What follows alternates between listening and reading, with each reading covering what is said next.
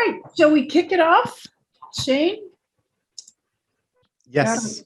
Move forward. All right, well then we'll do it. All right, so welcome everybody. It's really nice to see you. You are here because you want to learn how or increase your skill set around coding in GIS using Jupyter Notebooks. That's what we're going to talk about today. And as we do always, we start off thinking or introducing who we are and how we are here to help you. We're part of the UC Division of Ag and Natural Resources, University of California Agriculture and Natural Resources. And UCANR focuses on agriculture, natural resources, nutrition, youth development. We're a network of people throughout California counties and on UC campuses. And we organize through a series of statewide programs like CalFresh or UCIPM or 4-H or California Naturalist. And one of those statewide programs is Informatics and GIS. And that's the crew that you have joined today to think about GIS and programming. We're here to help you integrate cutting edge geospatial tools into your work. We love this stuff. We love learning about it and teaching it.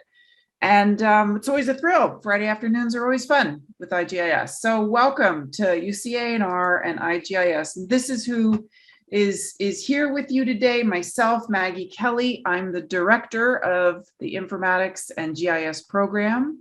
We have Sean Hogan here, Andy Lyons here, Robert Johnson, and Ben Satzman. Ben, I spelled your name wrong. I'm going to fix that. And Shane Fire is also here, and he's going to be leading the workshop portion of today's event. So we're thrilled to have you here, but just know there's a support crew. So as we jump into the hands-on portion of the workshop, we're here to answer your problems. If you're having trouble, you can enter it in the chat. If you're having a whole bunch of trouble, we can pull you into a breakout room and see what's going on, but we're here to help you. And who are you? We're mostly a West Coast crew today, mostly California, as well as just outside of Seattle, but we've got some international folks joining us as well. And so to get to know you a little bit better, if you could, in the chat, I've got the chat window open here, if you could put your name, what you hope to learn from this workshop, and if you have any experience with Python or Jupyter Notebooks, 1 meaning beginner and 5 meaning expert. And do not worry if you're like, oh, I'm too beginner or whatever, just throw it in the chat. We're here to help, and I just want to see what we've got. So who would like to be the first one to enter something into the chat? I knew it was going to be Chippy. Well done. Terrific. Thank you, Chippy. Anybody else? Any other? Hi, Sarah. New to Jupyter. Great. That's new to Jupyter in Pro. Love it. Aaron, hope to get some additional tools. Fantastic. Anybody else? Hey, Nate. Great. Oh, fairly experienced. Terrific. Andres, beginner. Sarah, nice to see you. 3, great. We have a range of users. Eva, beginner in Python, some experience with ArcGIS. Alex, want to integrate Jupyter Notebooks better. Great. Julia, wonderful. Lovely to meet you. Carlos, basic Python skills looking to improve. Fantastic. I love it, you guys. This is great. We've actually got everybody from 1 to 5 here. So that's a thrill. Christopher, already used CalAdapt-R. Yay. Andy will be pleased. He's grinning in the background, I'm sure, and want to familiarize myself with how to use CalAdapt through ArcGIS. Well, that's why you're here. This is great. Yeah. Shane is going to answer that request for you. Fantastic. Keep them coming if you want to. I'm going to close my chat so I can look at the slides. So you're here for Jupyter Notebooks. This is what we're going to go over today. We're going to talk a little bit about why using notebooks, what are they, some basic about links with Esri, and some definitions and some examples. And so for those of you who are on the 5 end of the scale, this is going to be a bit basic, but I just wanted to ease everybody into Python and notebooks within Pro.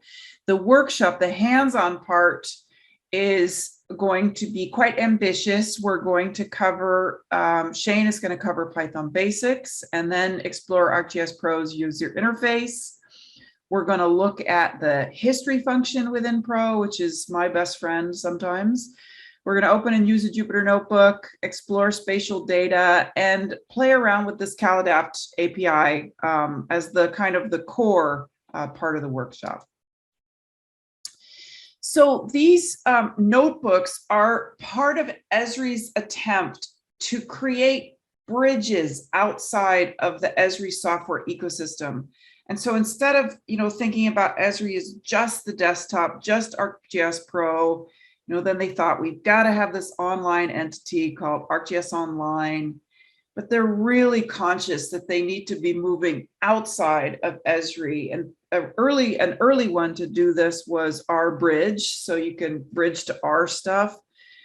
They've also have ArcGIS API for Python that connects with lots of other tools like TensorFlow and other things. But these incorporating of these notebooks into Pro and ArcGIS Online is a real game changer, and it's great. And that's what we're going to be focusing on today. So why use these Jupyter Notebooks in your workflow? You might want to stop doing the same tasks over and over again using the GUI. You might want to work faster. Like me, you might want to save your wrist from endless mouse work. You might want to send your code to a colleague. You might want to automate quick tasks and writing scripts that perform few steps quickly and effectively. And you want to ensure reproducibility, and all that's possible with notebooks. And so what we're going to do today is introduce you to Python and Jupyter Notebooks within Pro so you can get started with some basic scripting in GIS. So they do a lot of things, notebooks, but they don't do everything. And some things that notebooks don't do, and this is just my list, I'd love to hear some more ideas from you, but some things in GIS you can't really code, like manual digitizing, when you're tracking around a polygon, or really capturing the shape of something. There's some fine tuning of cartography and design that I think might be challenging. I could be totally wrong. Sometimes coding has a steep learning curve, and sometimes coding languages can seem intimidating or confusing. But those last two, we want to really kind of be gentle with and have you really think about ways in which you can use notebooks in your work, because they will save you a lot. And so a lot of us interact with Pro or other GIS packages via GUI, with a mouse or a trackpad. And we're endlessly, clicking on icons, pulling up things, clicking and checking off lots and lots of options. And that's a fine way to interact with GIS, but it will give you some challenges physically, with your hands and wrists later on. But we can also interact we can also, forget the GUI and interact with Python. And we've done this in the past through Esri stuff using ArcPy, and ArcPy was the Esri Python language. Python, of course, is a free cross-platform open source programming language. It's very powerful. It's very easy to learn. It was introduced, almost 20 years ago with ArcGIS. And right now, ArcGIS Pro has this single environment that it has embraced and pulled in for you to use on the back end. And so this snapshot on the right-hand side is a typical way you can interact with Pro. All of those ready-made tools that you see in Pro, those are all written in Python. You can click on that. You can build a model in Model Builder and turn that into Python code, or you can click on these notebooks. And so notebooks are the new-ish way that we interact with Python within Pro. And so ArcGIS Notebooks, they're pre-baked with a large number of popular Python packages and libraries. They're all available. All of this functionality is available through these notebooks. That includes core Python functionality, the standard library, a bunch of other things, lots of other libraries like NumPy and Pandas. And you can do some manipulation of those packages via the ArcGIS Pro Python Package Manager. And Shane will talk a little bit about this, but when you first open up Pro, this is just a snapshot of what it looks like there. On the left, instead of going straight to new or open, you can actually, if you look down on that table of contents, you see their Python. So you can play around and add new libraries if you need to within the ArcGIS Python environment. You can't change it. You can't change the default Python environment directly, but there's ways around this, and Shane will talk about this. But you can also interact with Python outside of Pro. With ArcGIS installed, you can use Python. You can use the Python command line. You can use Python in idle. You can use Jupyter Notebooks without even opening up ArcGIS Pro. So in summary, you can access Python outside of ArcGIS Pro from the Python command line, from idle, from Jupyter Notebooks. You can access Python within ArcGIS Pro within the Python window or within notebooks. And so today we're going to be talking about that last item, which is using notebooks within Pro. But just think of this as following a recipe. So scripting in any programming language can be thought of basically as working through a cooking recipe. You've got your ingredients, you've got a set of good instructions for what to do with these ingredients, what to do first, what to chop up first, what to set aside, what order to saute them and then add later. It's just following a set of instructions. And once you get the hang of this, there's a large number of workflows that become available to you in spatial data science, machine learning, GIS analysis, all sorts of stuff. Much easier to handle when you think of them as a script. Just some quick definitions, and some of this, I confess, I put up for me because I sometimes get all these things confused. So I'm going to start from the top and go down from sort of granular up to bigger. So Python package is just a collection of modules to run something like Pandas or Matplotlib or NumPy or SciPy. That's a package. A Python library is a bunch of these packages together. A Python package manager is a software that bundles all of that together and makes it available, like Conda or pip. And then a Python environment is an installation of all of this, of Python with its associated packages. And in ArcGIS Pro, it's called ArcGIS Pro-Py3. And you might have caught that on a previous slide when I was saying you can add stuff. You can't add stuff to that particular environment, but you can clone it and add stuff to a replica of it. All right, but we're talking about Jupyter Notebooks. What is the deal with this Jupyter thing? And what is with that crazy spelling? So Jupyter, it's a loose acronym meaning Julia, Python, and R. And Julia is a programming language used, I understand, more in astronomy. But it was a way for this guy, Fernando Perez, who's a professor in statistics and a founding director of the Berkeley Institute for Data Science, was a way of creating a place, a playground for all of those languages to talk to each other. They're web-based interactive computing platforms. They have an open document format. You can combine live code equations, narrative text, interactive user interfaces, and other media. They're fantastic for reproducibility, collaborative sharing of code. And they're great now because they're implemented in a whole bunch of, it's not just in your browser, it's also in Pro. So what they look like in Pro, this is from Chip, you'll know this one. So will Ben. This is a ArcGIS Pro project with a simple map that has pulled from a notebook, and that notebook is there to the right of the map. It says map, and then it says iNaturalist revised.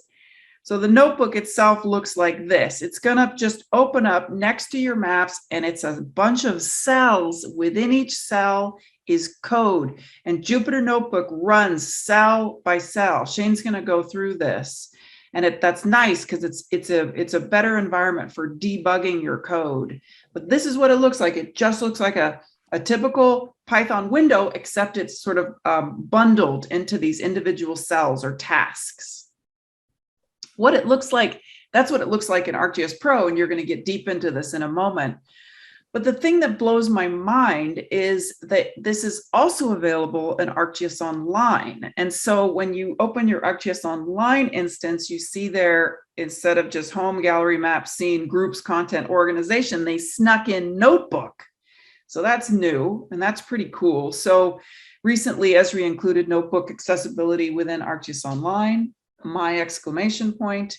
This allows you to easily write and share Jupyter Notebooks within ArcGIS Online. We're not going to do that today in the workshop, but you can use the notebook that we're going to be developing today in ArcGIS Online. One caveat to bear in mind, though, is this is the same with all ArcGIS Online. If you're going to be doing more custom stuff, if you're really going to be, getting your fingers involved in the guts of this, you're going to have to be in Pro. So you can't install third-party packages with third-party packages to run on ArcGIS Online. You can in Pro, though, so that's cool. Tips and tricks. Shane's going to mention this, but I am deeply in love with my History Pane right now. It's really been helping me out. It tracks your progress on everything. All of your steps you can directly turn into Python code. It's really a lot of fun. So we're going to play around with that in the workshop. Another little just wrap up here. Remember, we're working within the Esri ecosystem. We're always trying to see how we can get out and how we can get back in. And we're always trying to be cognizant of where we are locally, that's ArcGIS Pro, and where we are in the cloud, that's ArcGIS Online. And both of those have advantages. But honestly, Esri's really putting a bunch of stuff into ArcGIS Online. So strengths for online, web maps, web apps, lots of apps like story maps, simple analysis, although that is changing. They're getting more and more as we speak. Very fast, very intuitive, browser-based. Our local advantages, great for cartography and design, good for projection control, great for advanced analysis, image processing, spatial modeling, UAV, LiDAR. Typically, you're going to be on local. And reproducibility and coding, but as I just mentioned, we're starting to push that up into the cloud as well. So in both of these, you have access to tons of wonderful data. So a very exciting time to be working on this. All right, on to the workshop. So we're going to take a quick break, and that is at Shane's discretion. I'm not sure he wants to actually take a break, but it does check your emails for messages. If you're having trouble with anything in the workshop, reach out and chat. Okay, Shane, you ready to rock and roll? I am ready. I just want to add something. Maggie mentioned ArcGIS Notebooks in ArcGIS Online. It is a great tool, but not all of you may see it in your point. ArcGIS Online. You have to have that role set by your administrator. So just if you want to use ArcGIS Online notebooks, just ask your administrator to assign you the notebook role, and then you'll have access to it. And really importantly, Maggie brought up, you can't install third-party packages. I struggled for about an hour to 2 hours a couple of weeks ago trying to do exactly that, and it was not happening. So she's absolutely right. If you want to do third-party packages, you have to do it on your own machine. Yeah, go back to Pro. Yeah. Great. Okay. Pro is your friend. We love Pro. We do. So, Maggie mentioned a lot of really cool things that Jupyter Notebooks can do. Just to give you an example of how I've used them in this last year or so, is we were working on a project with where we had, I think it was 5 different climate models, 2 different MCPs or RCPs, so climate scenarios. And we had all these different scenarios we wanted to run. We were producing up to 300 different maps with different variables in each map. And if I had to do that, that would take me probably days to do. By writing a Jupyter notebook, I was able to make any change the team wanted and reproduce all 300 maps within an hour. So being able to automate processes and steps is vastly improved by Python and Jupyter Notebooks, and I highly, highly recommend them. One thing I want to add is this workshop here, we're going to start off at the most basic level and start building our way up to be more and more complex. We may not get to all of the things you're interested in this workshop. I want to let you all know that this coming spring, I am planning on doing a webinar series that's going to be hopefully on Fridays. It'll be an hour-long thing. I will actually query the group, and if y'all don't mind, I'll query you all and say, what are you interested in Python? And we'll come up with scenarios that we try to solve during that webinar time. So it could be, how do you automate map production using Jupyter Notebooks? It could be, how do you do this specific type of analysis? And we can strategize as a team and make that work. So just know, if we don't get to your thing now, we can circle back and get to it later. So I just wanted to say that. So let's get started here. And we are going to start off right off the bat. I'm going to quickly share something in the chat window. And if I can get my mouse to go there. And this is a PDF of what we're going to be discussing here up until we really get into the Jupyter Notebooks. So the first thing I'm going to start off with, okay, you've now installed ArcGIS Pro, and I'm assuming you've installed Pro on your machine. So then the thing is, how do you access Python? When you install Pro, as Maggie mentioned in her slides, there is Python available inside and outside of ArcGIS Pro. And I want to make sure that you all know how to get to those, because there are different reasons that you're going to have to do that. Okay, can you all see my screen? Okay, perfect. So here's my computer. And when you install Pro, you get a Python command prompt. You have access to Jupyter Notebooks outside of ArcGIS Pro. And as Maggie mentioned, you also have access to IDLE, which is a programming an integrated development environment specific to Python.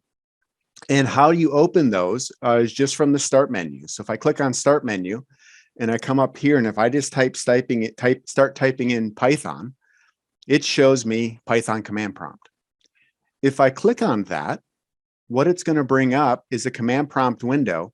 But one thing that's really important is you see in here, first it tells you what environment I'm using. In this case, it's ArcGIS Pro Python Deep Learning. It's a custom environment that I've set up, and it tells you that that's the one you're using. When you use the Python command prompt that I just brought up, it uses the active Python environment that is installed in ArcGIS Pro at that time. So if you're using the standard one, the default environment from ArcGIS Pro, that's what's going to show here. If you've activated a one that you've added third-party packages to and modified, that's what'll show up here as long as it's active in Pro. Once this is open, you can use this. You can start Python from this interface. If I type the word Python, it'll actually bring up a Python command prompt. It's easy to use and interact with, but unlike Jupyter Notebooks, which you've seen a little bit, it's not as easy to code in. And if you have an error, you have to go back and redo things. It's kind of painful. It's a little more difficult. But let's say I wanted just to do a really simple thing. And this is something that a lot of people do. Let's set a variable. So I'm just going to call it variable. And I'm going to say, this is a common thing, hello world. So I've now, oh, you picky thing. You can have different quotes, but they have to be the same. So if you have single quotes to define a string, you need to be consistent and do that both in the beginning and the end of your definition of your variable. And in this case, I did not. So here's single quotes. I've now defined a variable. And if I want to print that, I can do that. I can just say print var. And if I run that, it prints it. Super simple. That's like as basic as Python as you can get. So you can do that from here, but you can't easily save this to a Python file and run it again and automate tasks with this window. So I don't find this window that useful. One thing I noted in the notes is you may get into here and then you're gonna be like, well, how do I get out of Python? I just typed Python, I'm in here. How do I get out of this command? So you can try quit. Quit takes you out. Exit will give you an error. If you're in there and you type in quit without the open and close parentheses, you'll also get an error. So if you use this environment, you've got to use quit to get out of it. Another reason to use this environment is if you need to install third-party packages. I'm not going to do that here. We'll delve into that in the Jupyter Notebook number 4, hoping we get that far today. But what you would do is you'd open this up if you had to, and you could do something like pip, the name of the package, actually install, and then the name of the package. And if you did that, it would actually install the package on your machine. If I wanted to, I think I could actually do pi.x. .x. It'll go out and search, and it'll find that package, and it'll install it on my machine for me. This is an important package for what you're going to do here. I just wanted to show a package you would install. The one you would actually use in the Jupyter Notebook number 4 would actually be a package called Dask, but I've already installed that, so it would say you don't need to install this package. So that's why I didn't want to use that. So this is the one way to get into Python using just the command prompt. Like I said, though, you can't easily save your script and reuse them. So what you can do, and I didn't know this until I was starting to work on building the materials for this workshop. I've been working with Python for years, and somehow I did not know this until 2 weeks ago. If you have the Python command prompt open, if you type in idle from here, IDLE, it'll actually open up idle on your computer. I had no idea you could do that. It was a new thing for me. And now, once again, if we wanted to use idle, we could use it just like we did before. We could say var equals hello world. And it's going to set it. And then I can say print, and I can say var. So that works. And you can see I get the print. But one nice thing about this shell, this idle, is you can come here and you can say a new file. I can write the exact same thing in here. And this is just showing some basics of Python. If I do hello world again, and if I say print var, what you'll notice is even though I hit enter, nothing happened. So I'm actually writing a script right now. And if I was to come up here and if I run this, it's going to make me save it. And I'll save it to deep learning. That's fine. Test. And now I've got this saved and it runs. So I can run that script over and over again. I don't have to retype it. If I add something else here, let's say I wanted to change var to be something else, you can overwrite variables. And if I run this again, and if I run it, it's going to make me save it. It'll run, and you can see here's the first variable, hello world, and here's the second. So it just keeps track of it. You can save your script and you can run it again. But the thing about this, and this is pretty nice, but Jupyter Notebooks is way nicer, and we'll get there in a second. One thing that I've learned within the last several years of working with Python, I have this script sitting out here. It's called test.py. And you could have a really long script that has many different things. You could actually define custom functions in here. But if you import this script, it'll actually run it and treat it just as if you included that script inside of your current Python environment. So if I run this, it runs hello world as long as it's on the path of that Python is on. And like I said, if I had custom definitions in there, functions, I could run those and they'd be attached and I could use them. It's actually really quite handy. So I just wanted to throw that out there. So here's idle. Here is creating a script in idle. And here's how you would interact and work with idle. Any questions on that?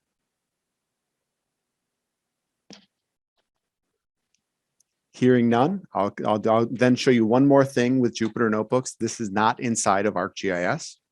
So this is all installed by ArcGIS Pro. If I start typing in the word Jupyter Notebook, it'll actually start up Jupyter Notebooks, totally separate from ArcGIS Pro. And the default path when you do that is going to be your user directory on your computer. So in my case, it's going to be my user. My username is going to be the place where it starts from. And let me see if I can show you that, because it started it on my second monitor. So here is my computer, and you can see everything that's going on there. I can go into a folder. I could create a Jupyter notebook in here and do the exact same thing. So if I create a Jupyter notebook, this once again is outside of Pro, but I could do the exact same thing. I could say var equals hello world. And if I hit run, it'll actually create var. And you can see it. I can also once again say print, and I can say print var, and the same thing, it works. So this is the cells, and here's how you'd run them. And like I said, this is outside of Pro. The nice thing about using it inside Pro, though, is you have the same interface, but as you do geoprocessing tasks and work with things, it actually puts them into the table of contents inside of ArcGIS Pro, and you can interact with those. It's actually really quite nice. So here is, once again, command prompt outside of Pro, the idle, the integrated development environment outside of Pro, as well as a Jupyter notebook outside of Pro.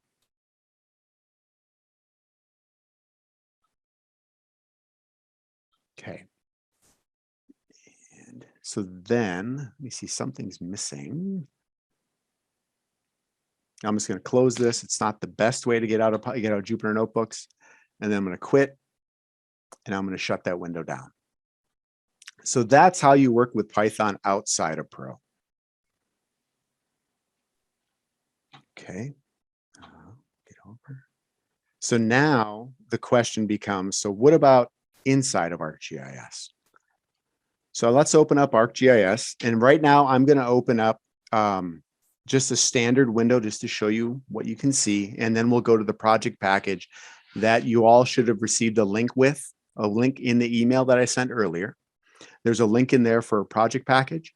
And that project package contains the data we're going to use in the exercises, as well as the CalAdapt helper library and the CalAdapt Python toolbox that you'll use in exercise 3 and exercise 4. So if I was to go in here and just open a new project,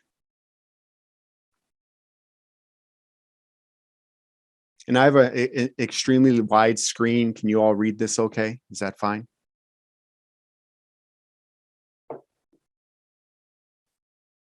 So here we are inside of Pro.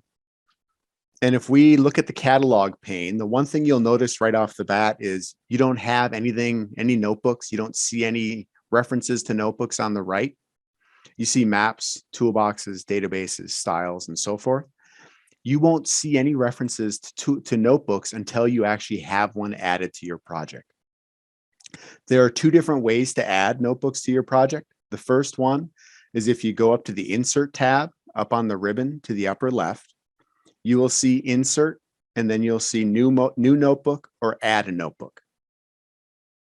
If I choose New Notebook, what you'll notice is it's going to open a notebook in the main view. It's going to say New Notebook. And then on the right side now in the catalog pane, you're going to see notebooks show up. So now it knows you have a notebook that's associated with this project, and it's going to show you that option. Now, these notebooks work the same just as the one I just showed you in the Jupyter notebook outside of ArcGIS Pro. You can add data to this just like I did earlier with defining that variable. So if I said once again, var equals hello world,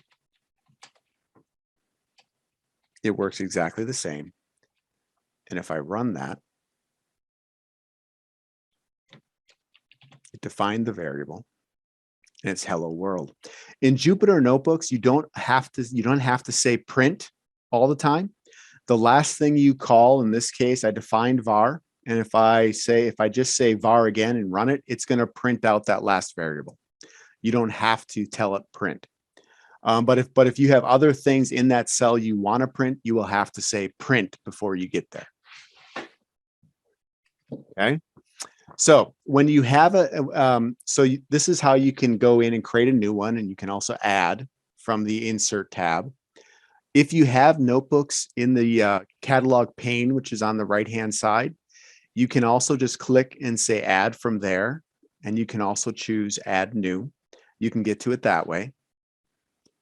But you can also go to the analysis tab and do the same thing. You can actually go and say analysis Python notebook, and it'll do that for you. This is one of the few instances in ArcGIS Pro where they have given you multiple ways to do the same thing. One thing ArcGIS Pro has been really good at is they've narrowed down the many different ways you used to be able to do things. They've tried to simplify it to make it so you do things the same way every time. But when it comes to notebooks, they still have multiple ways to do things. One thing I didn't mention, so there's one other way to interact with Python directly inside of ArcGIS Pro. This is the notebooks, but there's also the window, the Python window in ArcGIS. And this is going to be used heavily when you work with interacting with the history, like Maggie had mentioned earlier, the history window. You can actually copy and drag history items over to the Python window, and it'll show you the code that was used in there to create that call, or you can paste it directly into the cell. And we'll demonstrate that in a few minutes.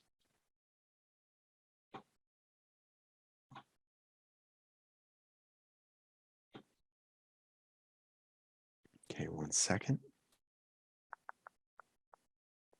Okay, so one quick thing, just Jane, like in, before you go on, yes, we have a request.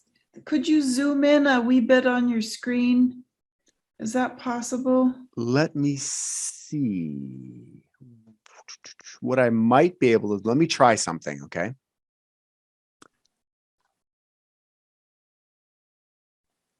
And are you expecting them to be doing the same thing as you or just watching you? Right now, just watching. Okay, great. Just Right wanted now, to just clarify watching. that. I appreciate that. Okay, so let me try something. It'll just take me a moment. Bear with me, please. What I'm going to try, I'm going to see if this might help.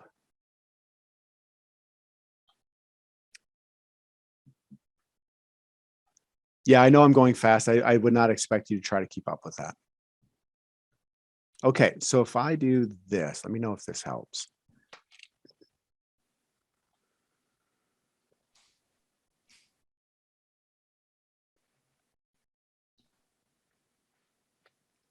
It's a little bit better. A It's little bit better? bigger. Julia, what do you think? Can you see it a little better? Much better. Great. All right. Is that much better? Okay. Carry on. Okay. Thank you, Maggie. So, and I'll try to get as much landscape on this as I can. Okay. So one thing I wanted to show as well, remember in idle, I said you could actually create a script from the code you've already ran. You can do the same thing here. I'm just going to show you real quick in the Windows notebook, in the Windows command prompt. Here I've run hello world again. And then if I go down here and if I was to say print var, it'll give you the exact same thing that we expect. But if you were to right click on the results, you can actually save that transcript as a Python file. And then you can open that up. So if I went into projects, CalApp test, that's fine. I'll go to my place where I can find it. And this will create a Python. You probably can't see that. And that will create a Python file that you can then open and use just like you had seen earlier. But with that said, the main reason we're here is to actually look at notebooks themselves. Okay. So what I want you to do, so that's, and I should actually say one more thing. If you save your project, you do not necessarily save your changes to your Jupyter notebook, to your notebook inside of ArcGIS. When you save your project, it saves the project until you hit save on the notebook tab in the ribbon. It doesn't save the project.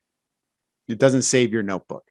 So make sure that you hit save when you're developing your notebooks.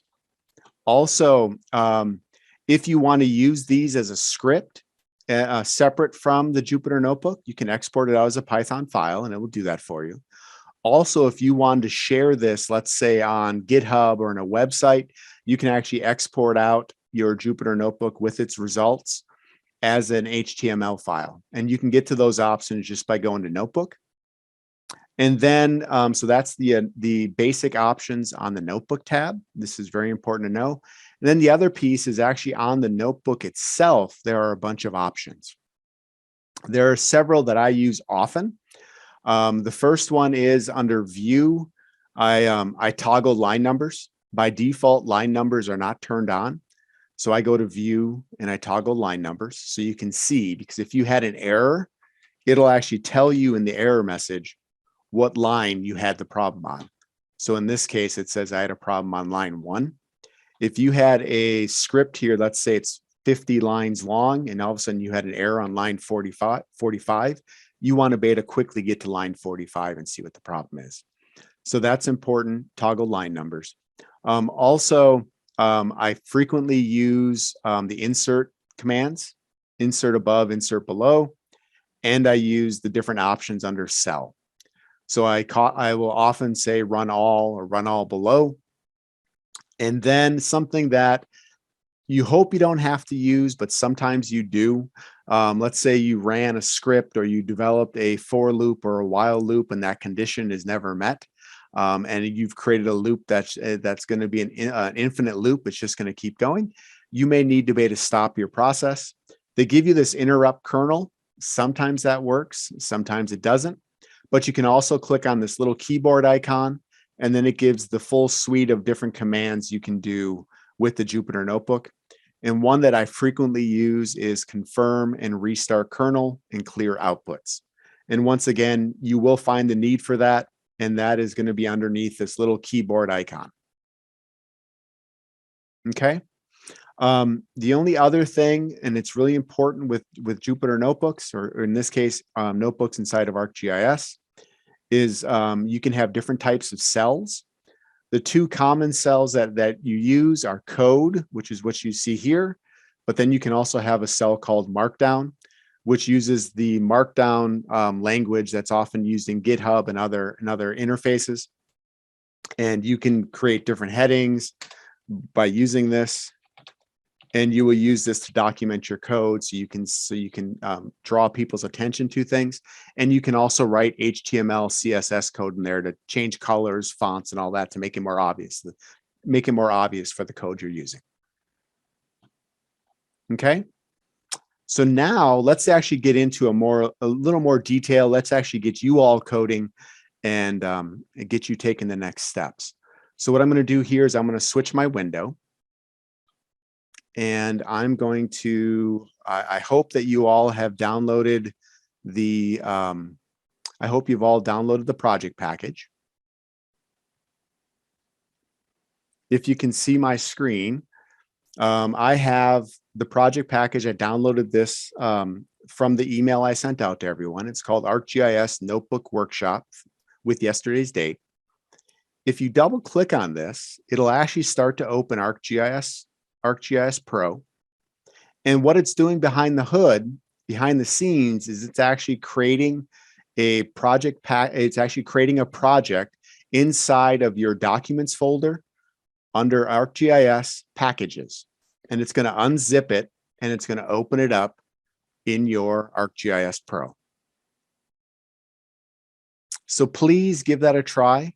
And if you don't mind, go to your participants page, or actually just give me a click on the reactions tab and let me know if you've been able to open that successfully. Give me a thumbs up or a reaction of some type. Looks like we've got one person so far that it didn't work for, Nathaniel. So let's see what happened with Nathaniel. Yes. I would just try to download it again, Nathaniel, if it's empty. I mean, right? Anybody else have any suggestions? We got some thumbs up. There was a chippy. I did see some thumbs up. It might be the state firewall. That is a good point. Oh. Yeah, there is that's interesting. Yeah, because the data sets that you're seeing when you first open this are actually coming from ArcGIS Online. So they're actually, they come from ArcGIS Online and they show in this first map. Well, he's saying his download zip file is 0. It's basically 0. So that it hasn't even got to the part to okay, Andy's going to email it to you. Thanks, Andy. Thanks, Andy. Okay, so for those who have been able to get it open, sorry you haven't gotten yours yet. Alex got a thumbs up. Great. Okay, good. Anybody else thumbs down or a warning we need to pay attention to? Looks good. Lots of thumbs ups. Nice. Perfect. Okay, so that's makes me really happy. So I'm going to open this up. I'm going to try to keep it smallish again so you can see what's going on.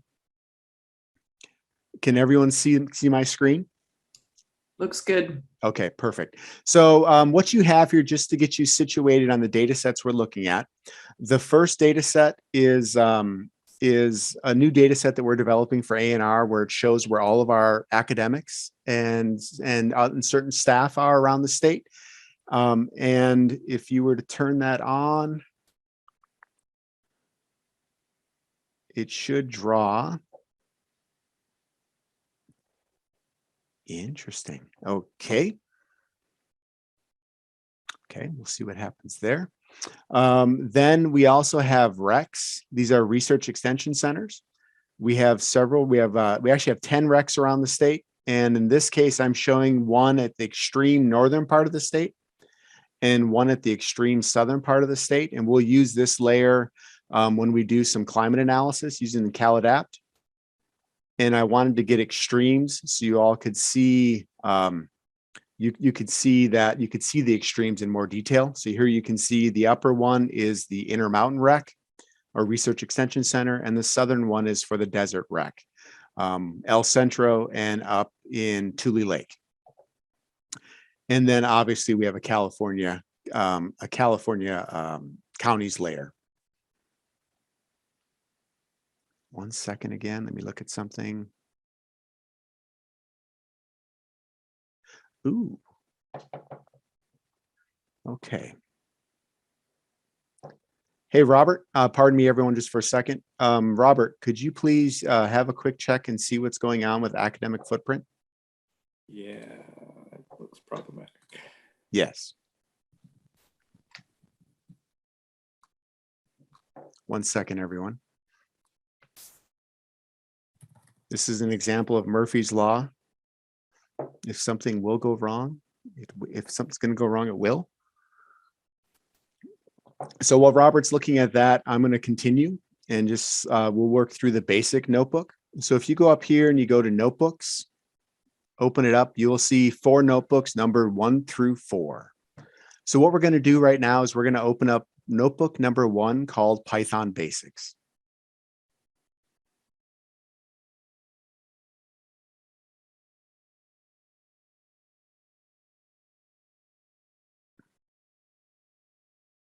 And I'm going to move that up a little bit just so it takes up more of the screen.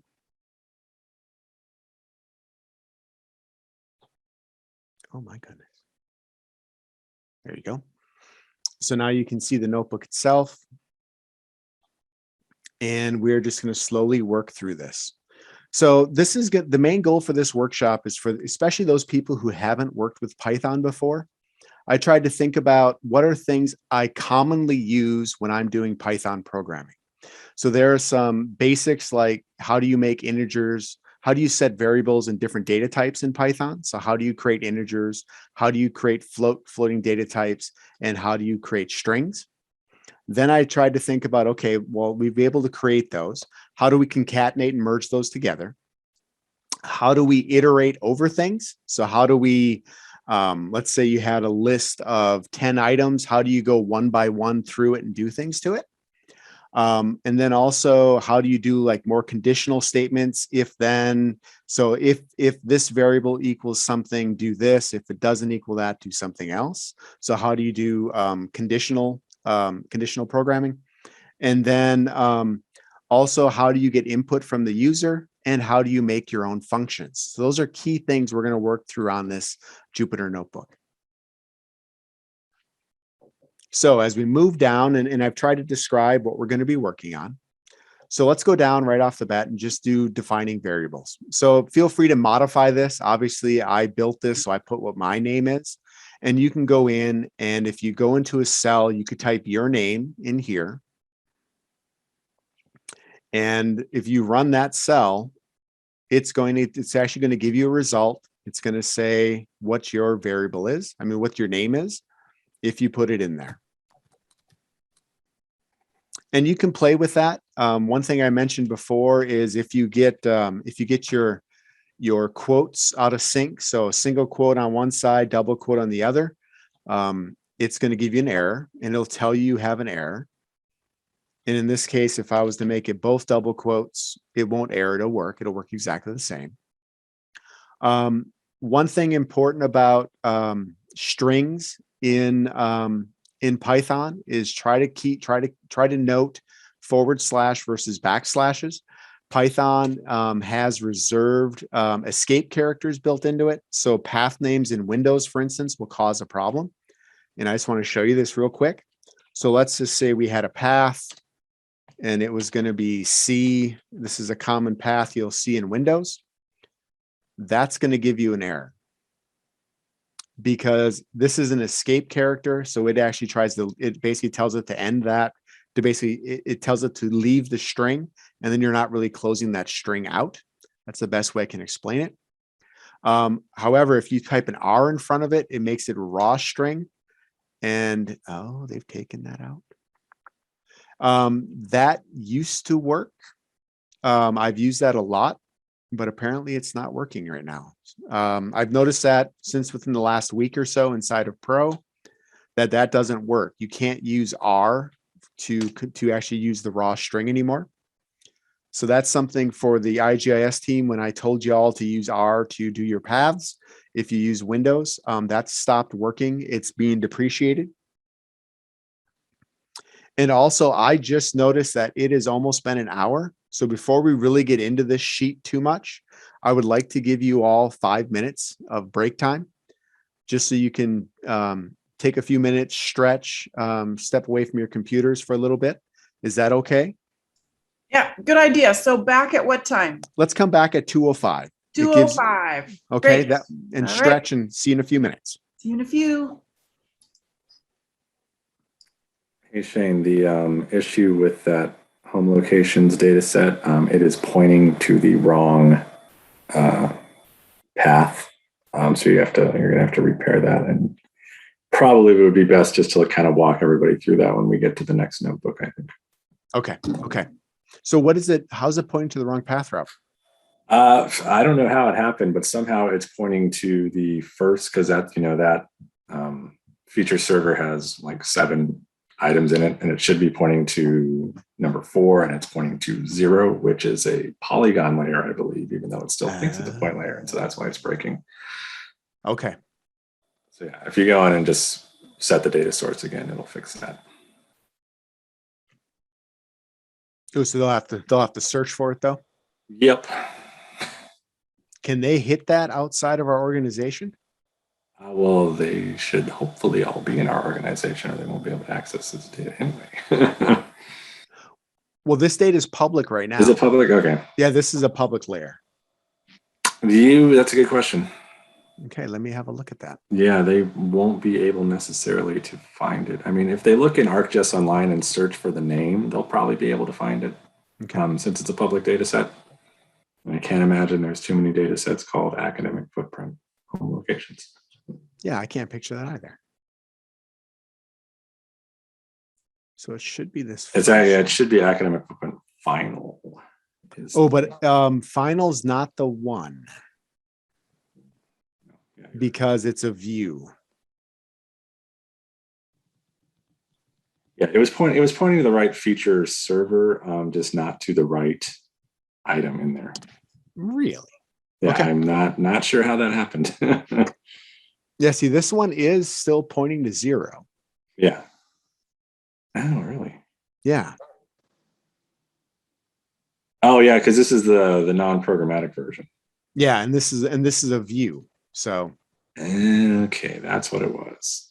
Because the other one, the feature server was, I think, well, now I fixed it, so I can't go back and look. But yeah. Yeah. Okay. And, Well, I'm not sure what happened, but yeah, the file path got broken somehow. okay. Thank you for letting me know. But yeah, if you redirect it, it should be fine. Can we change it here or do it now? That won't work. I mean, you might be able to change it there, but I don't think so. I think you have to actually go to set data source. Yeah, I would think so. Something happened then. Mhm. Okay, so it's 2:05. If y'all are all right, we're going to start back up. So we were just looking at variables and built-in data types. And we just looked at strings, and Andy Lyons put a quick note in that if you are trying to get around the escape character issue, if you put 2 forward slashes in the place of the single, it will work in Python. It will not give you an error.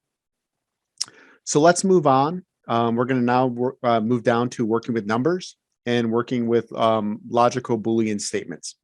So here we have a simple number 20, just to show that that you can work with that. It's a numeric value. So we're going to set a variable of num equal to 20, and you can use the print statement to display that value.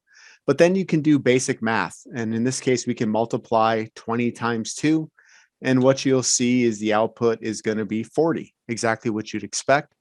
But this is an integer value. There's no decimal place. It's just an integer number, and we'll show you in a second how to work with floats, float numbers, as well as how to convert between integer and float. Another type of variable that you'll frequently use in Python is a logical value of true or false, or Boolean values. One thing to note is they always start with the first letter is always capitalized. So if you had this to be true, capital T, a lowercase t, that is not a Boolean variable. Choice will just be, it'll give you an error. It's going to try to interpret that as a string. So it has to be a T, capital T, and then that is a Boolean true variable. And if I was to print that, what you would see is it says true. And down below, you can see this if statement that I have written, whereas if choice, the variable choice is set to true, say choice is true, otherwise say it's false. And if I was to run that, you can see that it says choice is true. So that's using a Boolean variable. Anytime you do a logical expression like we see here, this is equals, it's testing it and assigning a true or false value. And then that's used in the evaluation of that, in this case, if statement. So if we move down to integers, and once again, these are just basics you'll be using in your coding. So here's an example of, once again, an integer of a number value.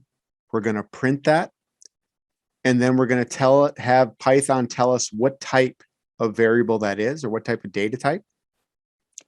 And then we're going to do the same thing with a floating value.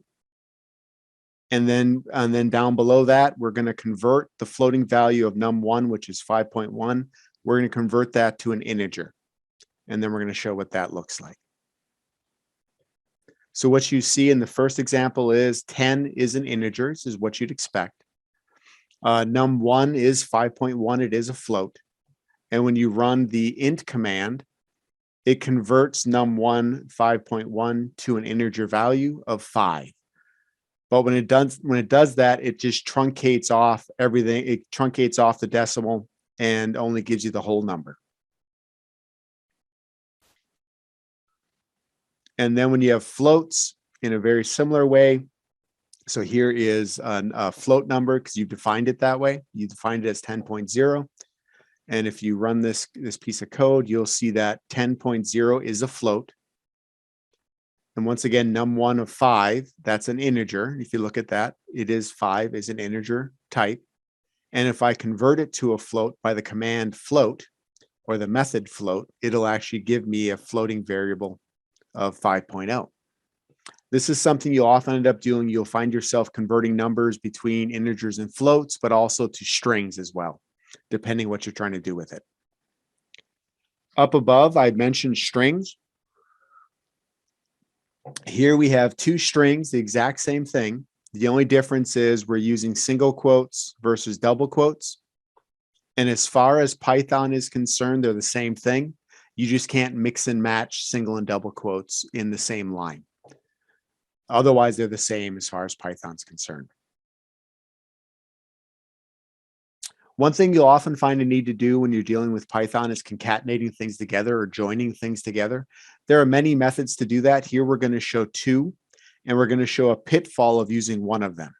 So here in Python, if we wanted to say this phrase, howdy partner, you could just use a plus, a logical, it's not even logical, just to use a plus sign. It'll actually concatenate these two strings together, and it would actually say howdy partner. However, if you wanted to say the next phrase, I just ate 4 blueberries, it's going to give us an error when we run that because you're trying to add an integer value to 2 strings, and you can't do that. And it'll actually tell you that in the error message. You can only concatenate strings, not integers. So what you have to do to do that is you have to convert that integer value to a string. As you can see here, we use the str function that comes with Python to convert the number 4 to a string representation, and then we concatenate that together. And feel free to modify your code on your end and play with this as much as you'd like. And then the other method we're going to use for strings is we're going to use the percent operator, and we're going to actually use string substitution. So in this case, we're going to do string substitution, and you can see where we use this is right here. So if we use the percent operator S, it's going to say replace this with whatever we define on the right of the percent operator in that line of code. In this case, we only have one place we're trying to substitute a string value in for. And if we run that, it'll give us exactly what we expect. I'm feeling really outstanding today. You could do the same thing with numbers. So in this case, I could just put in here a numeric integer value of 4. It'll insert 4. It's going to automatically convert that integer into a string and put it in there. In a similar thing, if you have more than one, so in the string below, you can see we have 2 of those. We have 2 places we want to insert text. So in here, if you put it inside of a tuple, and a tuple is an immutable data object, we'll describe that in a second, but it's surrounded by parentheses. So here we have 1 and 2. And if you run that, it'll insert 1 is smaller than 2. Once again, you can have a numeric value in there, and it'll substitute the numeric value in as a string also. This is very helpful when you're working with string manipulation and trying to come up with path names and stuff like that in coding. You often end up using this type of syntax. Okay, sequence types. I use these a lot when I'm trying to do custom programming. Let's say if we're going to do climatic modeling, if you want to look at different variable types, let's say historical, you want to look at historical, you want to look at RCP 4.5 or RCP 8.5, which are different scenarios into the future. You would drop those into a list, and a list is defined by square brackets. And then you can iterate over that list, each item once at a time. Yeah, each item individually. In this case, you can see if I run this list, it's going to say foo bar baz. This is a standard thing people do, just as an example. And you can see the list gets printed out. But then lists, unlike tuples, which we'll describe in a second, are mutable. You can remove items from lists. You can add items to lists after they're defined. You can sort them. You can do a lot of things with them. The difference between a list and a tuple, besides the fact that one has square brackets, the other one has parentheses, is that tuples can't be changed once you create them. For me, I often use lists instead of tuples because you get around that issue of it not being changeable, and they're interchangeable in a lot of ways. So here, if I sort this statement here, this list here, I will end up with a sorted list of those 4 items. One thing about tuples and lists also, you can mix and match. You could have strings in there, you can have integers in there, and you can use them interchangeably. Here's a simple example of a for loop where I'm going to loop over this list I just created called A, in this case, list is A, and I'm going to print out each individual item. And as you can see, I'm going one item at a time, and I'm doing a print statement.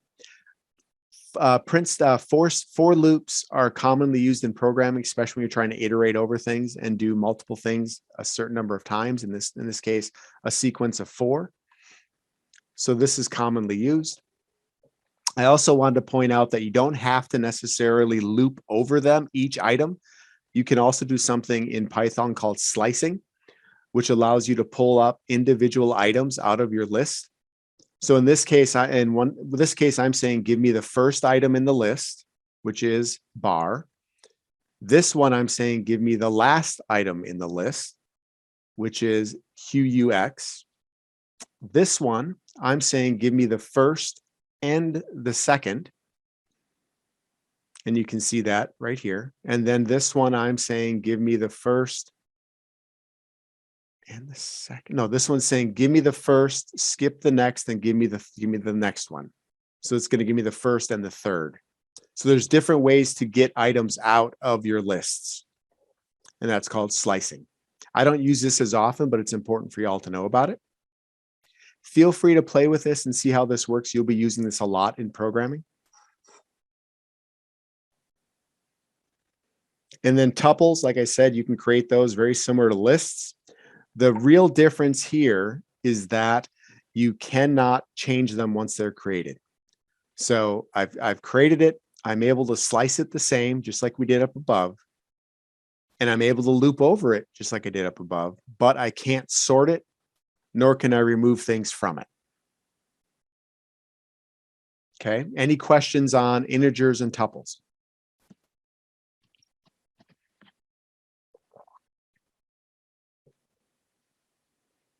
Hearing none, I'm going to move on to ranges.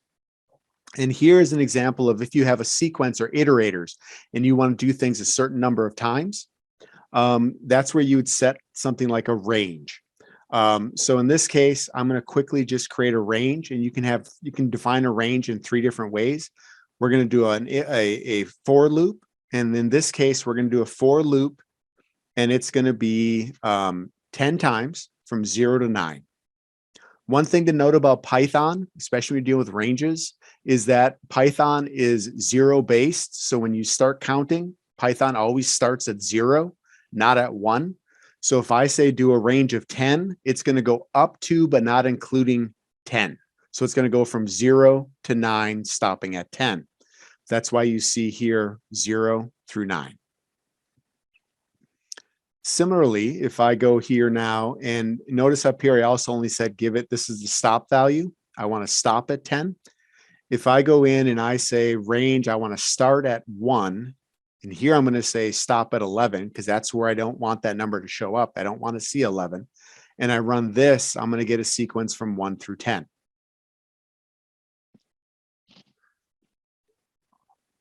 But now let's say you're trying to do a range and you want to have a more custom range and you want to say, I want to do every 10th or every 3rd or every 5th. You can put a range of values in. In this case, I'm going to say 2, start at 2, go up to, but not including 11 with a step of 2. So I'm going to get 2, 4, 6, 8, 10 are going to be my values. And just by using that statement, you can get exactly that. In a similar way, if I did 101, I would get 50 values all the way out to 100. So this is the use of range in a for loop. It's very handy. Use it all the time. Now, one thing I'm just going to quickly review, there's just a few other things. You've seen me use for loops quite a bit. Use for loops a lot when you have lists or you have custom ranges. Here's the basic syntax for a for loop as you've seen. So it's for the item and then in a certain range in this case. It could be in a list as well. And for each one of these i's, it's going to do a certain bit of code. So in this case, for each I, it's going to print it. I could increment it by a value, whatever I wanted. This would be a code block that I'm going to run on that variable. Okay. Something I don't use as much, and you've got to be careful with this one. This is a while loop. Unlike the for loop with it, which is a definite number of times through, you say run it 10 times, run it 9 times, and it's going to do that.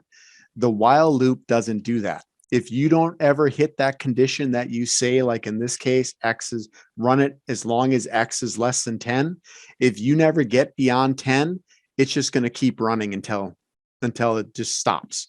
And it never really stops. I've had people run the code and they call up and say, I've got Python running. It's stuck in this thing. How do I stop it?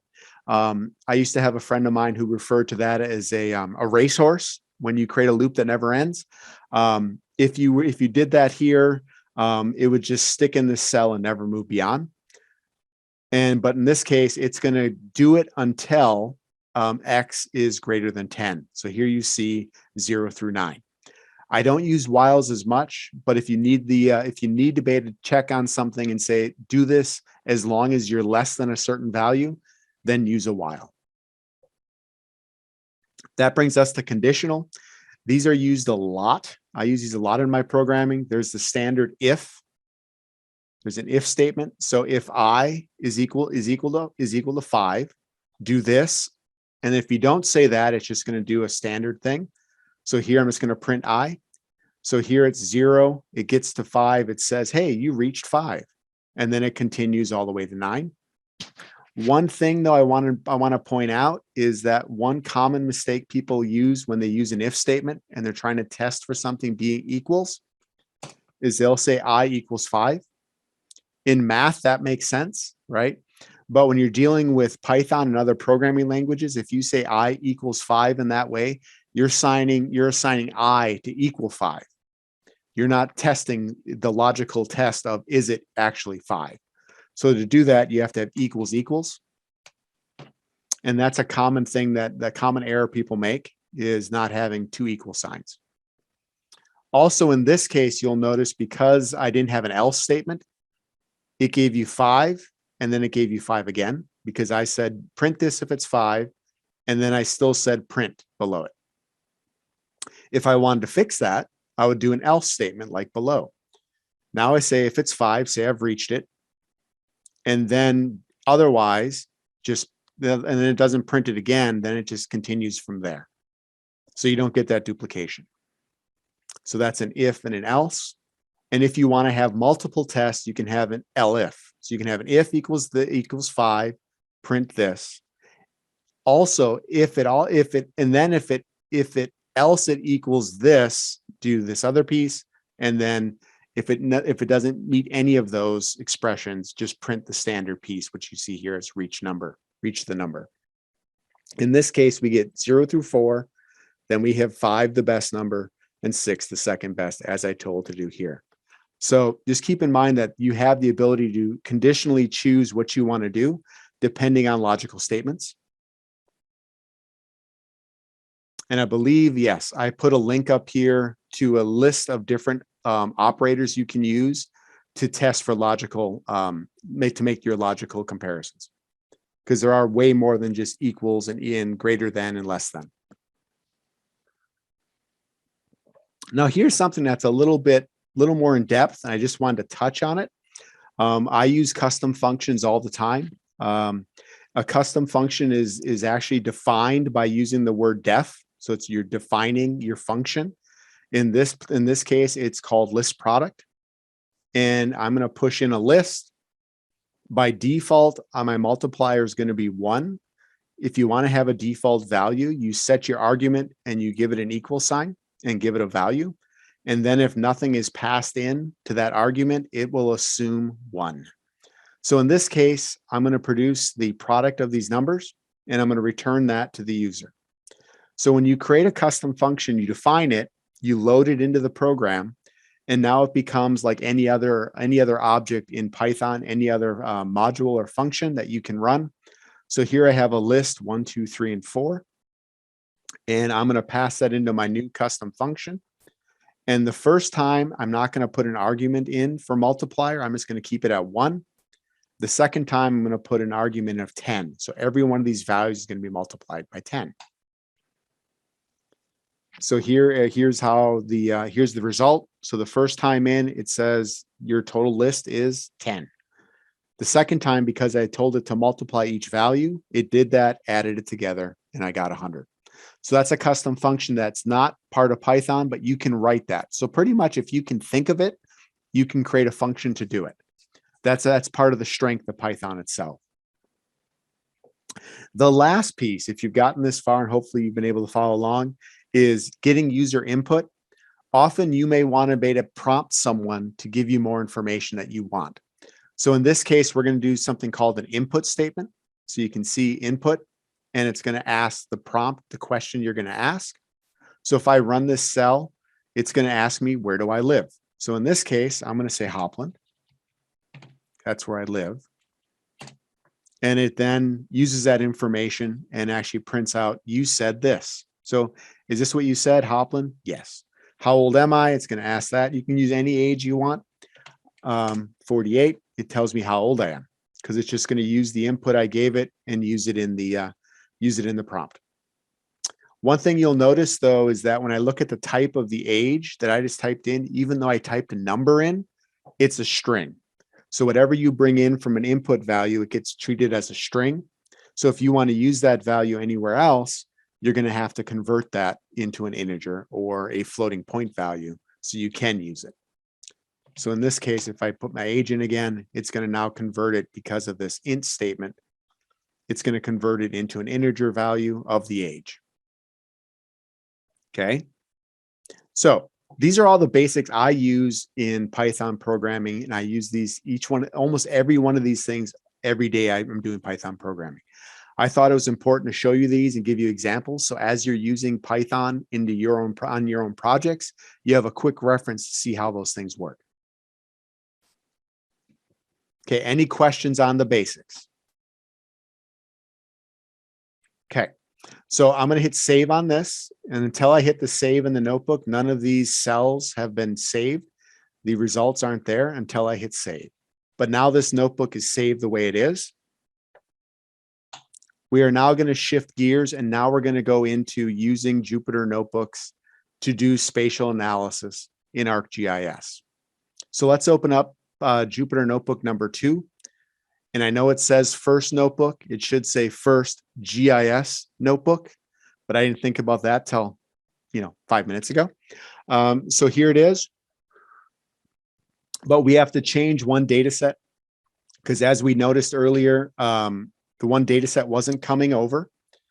Robert, thank you for looking into it for me and figuring out what was going on. So what we're going to do is everyone open up your catalog pane in ArcGIS Pro.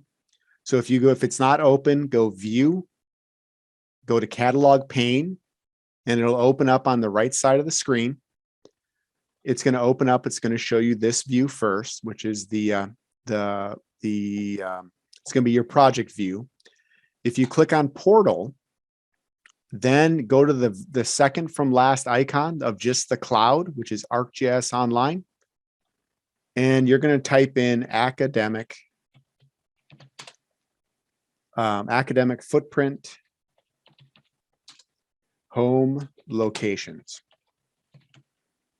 And I can't spell locations. And what you should see is academic footprint home locations will be an item, and I am the owner of that item. I just want to verify you all can see that.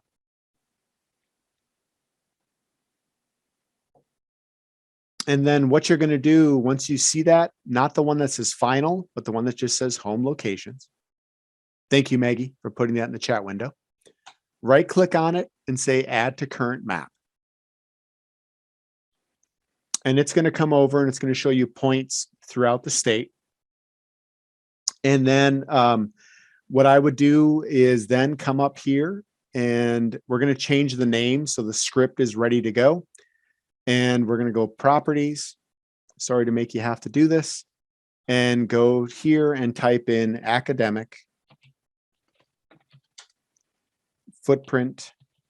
And I'll show you where this is in the code. So if you don't want to do this step, you don't have to. But I renamed it to academic home locations on the general tab of the layer properties.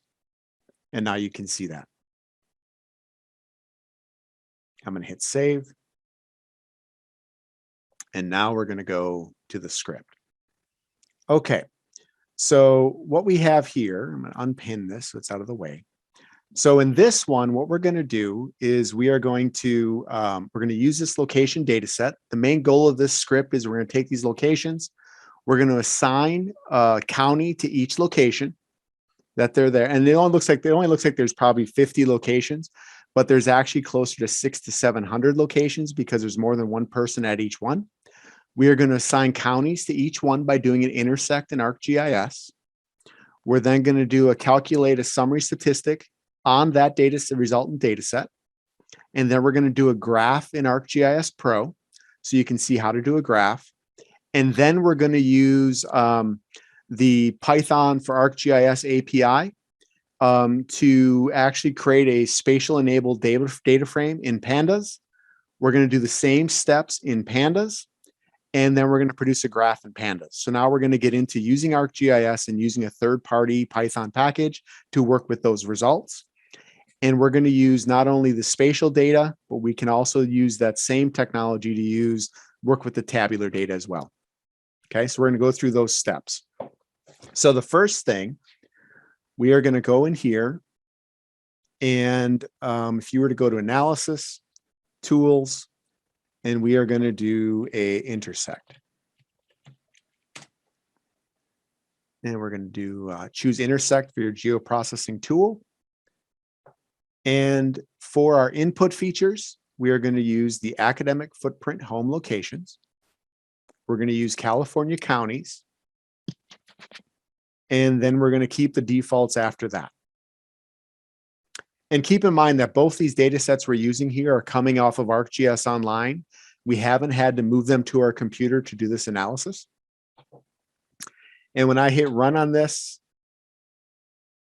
it's going to give a different name. It's going to be ANR footprint. In fact, I should probably make it match.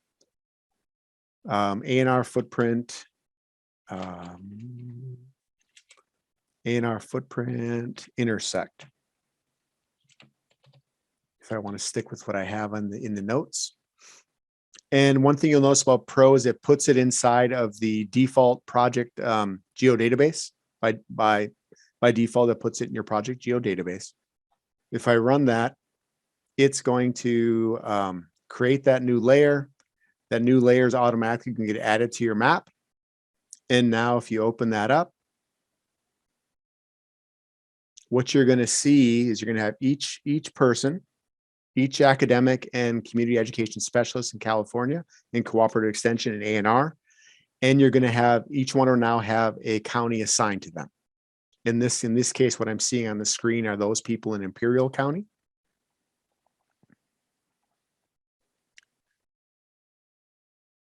And then if I want to create a summary of that, so how many people are in each county. And also one thing I should point out is not only do we have the county information, we also have this symbolic title in terms of for mapping. We have advisors, other academics, specialists, and community education specialists. So we can use that for grouping and we can get the counts of each type in each county. To do that, we'd go to geoprocessing again, and we would do summary statistics. So if we type in summary and then go summary statistics, and this is, you'll see this in the Jupyter Notebook as well. So here it is. So summary statistics. I'm going to choose the intersect, and I want the output to be ANR or ANR to make it match. Footprint intersect stat. And I want to use the academic titles. That doesn't matter here. Academic title, we want the count. So how many? And then in terms of, if you think of database, group by. So if you want to do a group by, I want to group it by count, and I want to group it by symbolic title. So that's what Esri refers to as a case field. So that we want to group it by county, which is name, and we want to group it by the symbolic title. And if I run this, what that's going to do, it's actually going to give me a table. And that table is now going to show me, in this case, Alameda County has 4 advisors, 19 specialists, 11 community education specialists, 17 other academics, and 3 potential positions we might be recruiting. And we have this information for every county in the state. Then one thing, then I want to show this as well. So now we have this data, but what if we want to actually map this data? So let's create a map in ArcGIS Pro. They have some nice mapping capabilities, but there are sometimes you want to go beyond what ArcGIS can do, but let's do ArcGIS first. So we're going to just use the intersected data set, academic footprint intersect. If we right click on that and go to create chart, and we're going to create a bar chart. And then once we create the bar chart, we are going to set the following properties. We're going to set category to be name. And here are the counts. So separate from that statistics table, we're going to use the actual data. We're going to split it by symbolic title. And then what you notice is, let me see if I said change that. Okay, A to Z, that's the way it is. You can see that it's showing all the counties and all of the symbolic titles all on top of each other. But let's try to make it a little bit easier to read. And then we're going to go to series. And instead of being side by side, we're going to say stack. And we're just going to leave it there for right now. So now we have, for each county, we show the number of each one of these position types in each county in California. Not too hard, you know, it's pretty straightforward. But okay, so now you've done that with the GUI, and that's fine. But you know, the main reason for this workshop is how to do these things in Python. So now let's shift gears to Python. The first thing I want to show is first I want to show you how to do these how to use what we just did and generate your own code. And we're going to use the History Pane to do that. Maggie mentioned that that's one of her current favorite tabs in ArcGIS, and this is going to really explain why. So if we go to analysis, I think I said I was deeply enamored of it. that is what you said. Yes, that is exactly what you said. So if you go to the analysis tab and then go to the far left, you're going to see history, and this keeps track of everything you've done. So what we're going to do here is, if I was to, there's a couple things. If I was to drag this, one of these that ran successfully, down to the Python window that I opened earlier, and I let go, it'll actually tell you the arcpy command that it ran, and it'll also fill in all the details for you. So this is the code you would run in Python. So if I was to come up here, I could copy this. And if I go up to my first workbook, and just for right now, even though I won't screw anything up, but if I just go here, I'm going to insert a cell above just so I can show you all. If I paste this in, what it does, it gives me the code I need to run that. One thing you'll notice, though, there's an extra set of quotes here, single quotes. That's because this name has spaces in it. So by putting it in single quotes, Python knows to treat it as a string. It doesn't break it into parts. Okay, so someone just asked how I opened the Python box. Under the analysis tab, click on the arrow next to the word Python, and you'll see Python window. Do you see that, Sarah? Perfect. Okay, so you can do that really easily, and now it's in there. One thing I didn't think about, and Maggie mentioned this in her introduction, is I can also copy that command, and I think just directly paste it in here without having to have that extra window of the Python window down below. But I do like going to the Python window because I can run it and see if it does work, because sometimes ArcGIS will tell you that's the code it ran, but in reality, there's a minor change and you have to tweak that to make sure it works well. So sometimes I test it in both places. So one thing I want to point out though here, even though this is what it says it did, this first part is the actual command we ran, which is the intersect. This other part above it is where it's just setting the environment that it's working in. So it's saying the Scratch workspace is this database, and the actual workspace is this database. And I often remove that. I don't find that you need that, because most of the time, it's actually putting that already into the code itself. So here you can see the workspace already being defined at the end. So I in general don't put in this entire with ArcPy environment manager part. I just take the actual line, the ArcPy line that I need. So that would work for, that would be the first part. And then if I do the exact same, I could pull the statistics piece over as well in the same way, just by saying copy, and I could paste that in. But I'm not going to do that because I've already done that for you. And that's going to be the steps down below here. So we'll get to that in just a second. I'll actually walk through exactly what I just did. So one thing when you're working in Python, especially when you're dealing with third-party packages, such as Pandas, NumPy or NumPy, and Matplotlib, these are packages we're going to be using after this in this Jupyter notebook.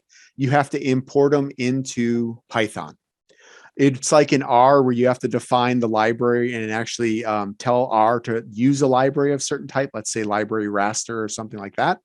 This is an import statement instead of a library statement in R. So we're saying import pandas as PD. So you're giving it an alias. We're doing that. We're giving both NumPy and Matplotlib and pandas all aliases. And these are aliases that are commonly used in Python programming.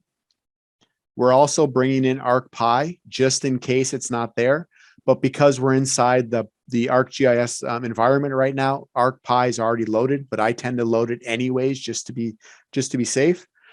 And then here is the Python for ArcGIS API, and we're going to import just the GIS module from that larger package of ArcGIS GIS. So we run this, and it's going to go out and it's going to import those packages into this environment so that we can use them. And now we're going to start doing the analysis. To work with this GIS, the GIS package, we need to actually give it a license, a valid license for ArcGIS. And so what we're going to use in this case is we're going to say use the one that's being used for ArcGIS Pro. You could actually have it get the license from ArcGIS Online, but since we're in Pro, this is a lot more elegant. So here we're just saying use the Pro license, and then you don't have to put credentials in or anything like that. We're going to say we're going to use the current project, and then we're going to use that to set default paths to different things as we get through this tool. So this is the default database is going to be the workspace defined as WS and so forth. So if I run this, what you're going to see is it's going to say, oh, your default workspace is, and it gives it to you. This is the home of the project package that you opened that you downloaded from us earlier. So now you've got the basic environment set to work in Python. So now what we're going to do the exact same steps we did earlier, but now it's going to be in Python. So here is, we've done that analysis where we pulled over we've created this with ArcGIS Pro. I've told you that you can bring them in just by dragging the code over and running it. Because I've already done that, I have the data on the left-hand side in my table of contents or in my contents pane, which is what it's called in Pro. So I'm going to tell it to use the ANR footprint intersected data set. And I'm telling it that it's in the workspace, which is this. And that's the path that I'm defining. And then I'm telling it to use from the contents pane, academic footprint home locations. That's what I had you rename that layer to earlier. And then I want it to be California counties is the other layer. So here they are. And then I'm going to use the exact same variables as before. So here's that intersect. And the output is going to be ANR footprint intersect. And that is path, the path variable. When I run this, it's going to take a few seconds. It's going to run and it's going to produce the footprint data set for me. And I got that code just by dragging it from the history pane and then modifying it. So now I have that intersected layer that also includes the county name in it, which I mentioned before. And now we're going to do the we're going to use the do the ArcGIS analysis statistics piece. So this is what the output's going to be, the output stats table. Here's the path where we want it saved. And then we're going to do the ArcPy analysis statistics again. We're going to say we want the statistics of the ANR footprint intersect data. We want it to be saved to that path. We want to get a count of the academic title, and we want to group by, or in their case, the case is going to be name and sim title. And if we run that, we should get the exact same results we used from using the GUI. And it tells you it ran and that it was successful. So that's using the exact same information, just being brought in from the history itself. But now what we're going to do is we're going to go slightly in a different direction. This is going to be with pandas. So now we have the data in, we've done the analysis. The data is now sitting inside of a file geodatabase inside of ArcGIS. Now we're going to take that data and we're going to load it into a third-party package called Pandas, which if I always struggle with how to think of pandas, but in my mind, it's almost like taking that data and putting it into an Excel spreadsheet. Oh.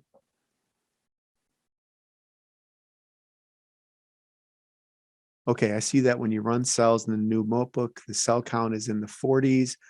Okay. Do you mean the cell, oh, like here, the out 48? Yeah. So what happens is every cell you run before there, even then that basic sheet, each one of those cells counted as a cell. And then when you go to this one, it continues from there.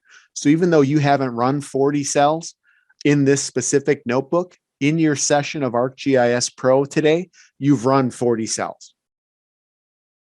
Does that make sense, Julie? Or Julia? Sorry. Okay. So now we're going to start to use pandas. And I think of pandas, at least visually in my mind, I think of it as almost like an Excel spreadsheet or a database. So if you're used to Access, you're dropping things into a table, and then you're going to massage that table by doing queries on the data. So in this case, what we're going to do, our in feature is going to be the feature class, and we define feature class above as ANR footprint intersect. So that's the output of that intersect. And we're going to load that in, and we're going to create a pandas data frame out of the data. We're going to change that column of sim title, which makes no sense to people unless you develop the data set to be more meaningful. In this case, position type is what we're going to call it. And we're going to do that in place. We're not going to create a new data set. We're just going to change that column. And then here is how we're going to tell it to show us 5 rows of data. That's what tail does. There's tail, which gives you the last 5 rows. And there's another statement called head. So you could say spatial data frame is what I have this data frame called when it's done. I could say head, and it would give me the first 5. So if I run this, what I'm going to get is I get the data set. I can see this is the last 5 records. Ooh, okay. That gives the last 5 records. And you can see you got academic name, academic title. Here's that field I just renamed, position type. Before that was called sim title. Sarah, you just asked what that dot spatial represents. And I'm paraphrasing here, so this is just how I think of it. When you import the GIS module from the Python for ArcGIS API, it basically it basically adds the functionalities to a Pandas data frame to do a spatially enabled data frame. And what that does is it allows you to work with the shape fields and the actual spatial data itself. It loads that into the Pandas data frame. So you can do more spatial type data, more spatial type analyses with a Pandas data frame. You don't have to have GeoPandas installed or anything like that. It lets you do it natively in Pandas. Okay, so so like I said, this gives you the last 5. And just so you know, if you wanted to show the last 10, you could do the exact same thing. And now you've got 10 records by just specifying the number you want to see. Okay, so now you've got this data in here. And before, what we did is, you remember we did that statistics field, where we said, we did the summary statistics. We can do the same thing here now that we have the data in Pandas. So we've got the data loaded. Now we're going to create that piece that I just described. We're going to actually calculate the statistics. We're going to do a group by on that data frame. We're going to group it by name and position type. Remember, before, this was the case fields we used in ArcGIS. And we're going to do, this is going to be on the academic title field. We're going to get the count. And this piece, if you know Pandas, it creates indices based on what you used in your group by, and it changes your data frame in a different. I don't mind going to try to explain it too much, but it creates indices, and it's not just a flat table. In fact, what I can do to show you how weird it is, if I run that, you end up with like this, Alameda, and then you have the position type and the counts. You may not need the reset part, but it's easier for me to wrap my mind around it. It turns it back more into a flat table that I can understand and work with. So I often reset the indices so that it's more what I'm used to, which is this. Also, I should note that right here where I say print test shape, my new data frame is called test, and shape gives me the parameters of that, or the parameters of that data frame. It gives me the rows, the number of rows and the number of columns. So I can see that this data set has 138 rows, and there are 3 columns in that data set. So if you wanted to get a real quick idea of what's going on with your data, you can use .shape. So now we have a data frame that has every county by every position type and the number of positions in that county. But now what if, in fact, let me see here if it changed. Yeah, see, since I created this data for this Jupyter Notebook just 2 days ago, the data set's been changed underneath. Instead of having 137 rows, we now have 138. So this is using up-to-date data as of yesterday. So now what if we wanted to ask additional questions of the data? So in this case, which county has the most and least positions of each type? You know, we didn't do this in ArcGIS, but what if we wanted to do this by using Pandas? We can very easily run a group by again on that summary data set. And we're going to say, give us the index that has the max for each position type. And in this case, we're going to do max, and then we can also do min. So if I run this, what we're going to see is Fresno County has the most number of advisors. YOLO, which is where UC Davis is, and the main the main office for A&R, has 61 specialists, and then also 27 education specialists, and so forth. And YOLO also has the most potential people being recruited. If we look at the minimums, what we see is that Glenn County, and there's probably several with only 1 advisor. Imperial County has 1 specialist. Humboldt has 1, Butte has 1 other academic, and so forth. So you can get really quick results and subset it just by doing this command of index max, index y, and doing a group by. Another thing you may have questions about, since you're dealing with Pandas, is what about a certain category? So one thing that in A&R is we're going to be expanding our roles in the state, getting more specialists, more advisors, which is fantastic. But I wanted to look at, well, where is that recruitment going to be happening? Or where are we potentially putting people? So in this case, I'm going to actually subset the data, and I'm just going to bring out those positions that are under recruitment. and I'm going to put them into an under recruitment data frame. I'm going to sort it by title. And then I'm going to answer these basic questions. So how many and where are they? So I'm going to populate the string statement using string substitution that we talked about earlier. And in this case, we're going to say, what's the total number of positions and how many different titles. And then show the first 10. So if I run that, so there are currently 43 positions under recruitment in 28 counties. And that's just with a couple lines of code. So it really shows how powerful Pandas is. You can see that you can very easily go in and manipulate the data. And then the one other thing I want to do is I want to show you how to make a graph. And I want to do a stacked graph similar to what we did in ArcGIS.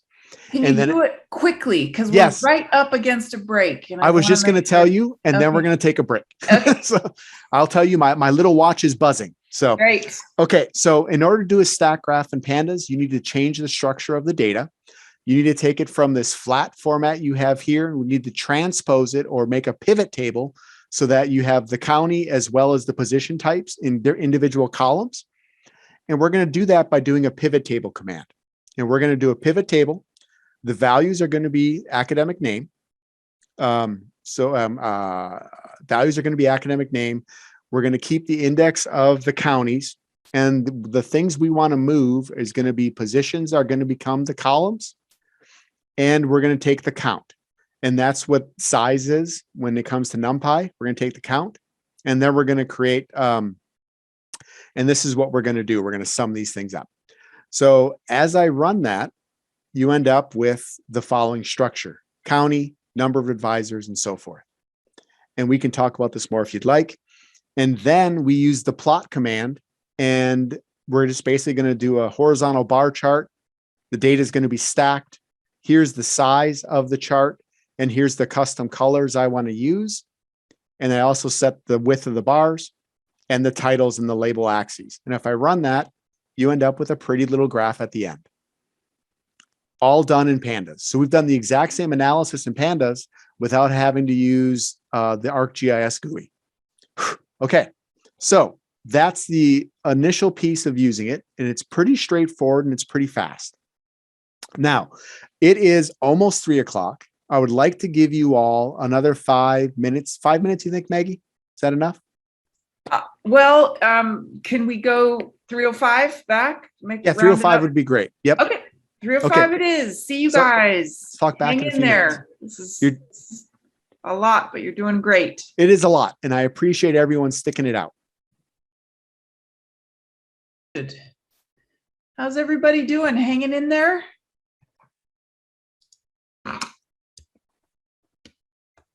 I'm hanging in there, Maggie. I'm hanging in. Yay. All right, so we got just under an hour to get to some good stuff. Yes. Now the next piece. Now we're going to delve into. So we've done working with the basics. We've done how do you work with ArcGIS Pro and use the GUI to generate code, and then how to use Panda to work with that code. Now we're going to go one step further. Now we're going to say what happens if you want to use a custom package or a Python toolbox. And in this case, we're going to use a custom Python toolbox and helper module that I developed to work with data from the CalAdapt data server and the CalAdapt API, which was created by the GIF lab at UC Berkeley. So now we're going to delve into using climate data. So what I'm going to do now is have you always save notebooks before closing them, unless you don't want to save the result cells. And now we're going to get into CalAdapt. So This is what everybody came for. So now we're doing it. Now we're doing it. Okay. Yay. So can you all see my screen still? I'm assuming yes. So I'm going to quickly close a couple tabs here because there's some things we don't need. Just some cleanup. Now we're going to go back, and there's one step I got to make sure y'all can see. If you go to your toolbox, you should see a CalAdapt PYT, which is Python toolbox. So if you see the Python toolbox, and if you click on it, do you see some headings underneath?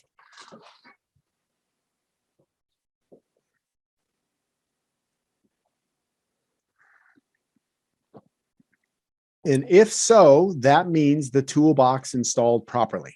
Yep, we got some thumbs up. Okay, good. So that means the toolbox installed properly.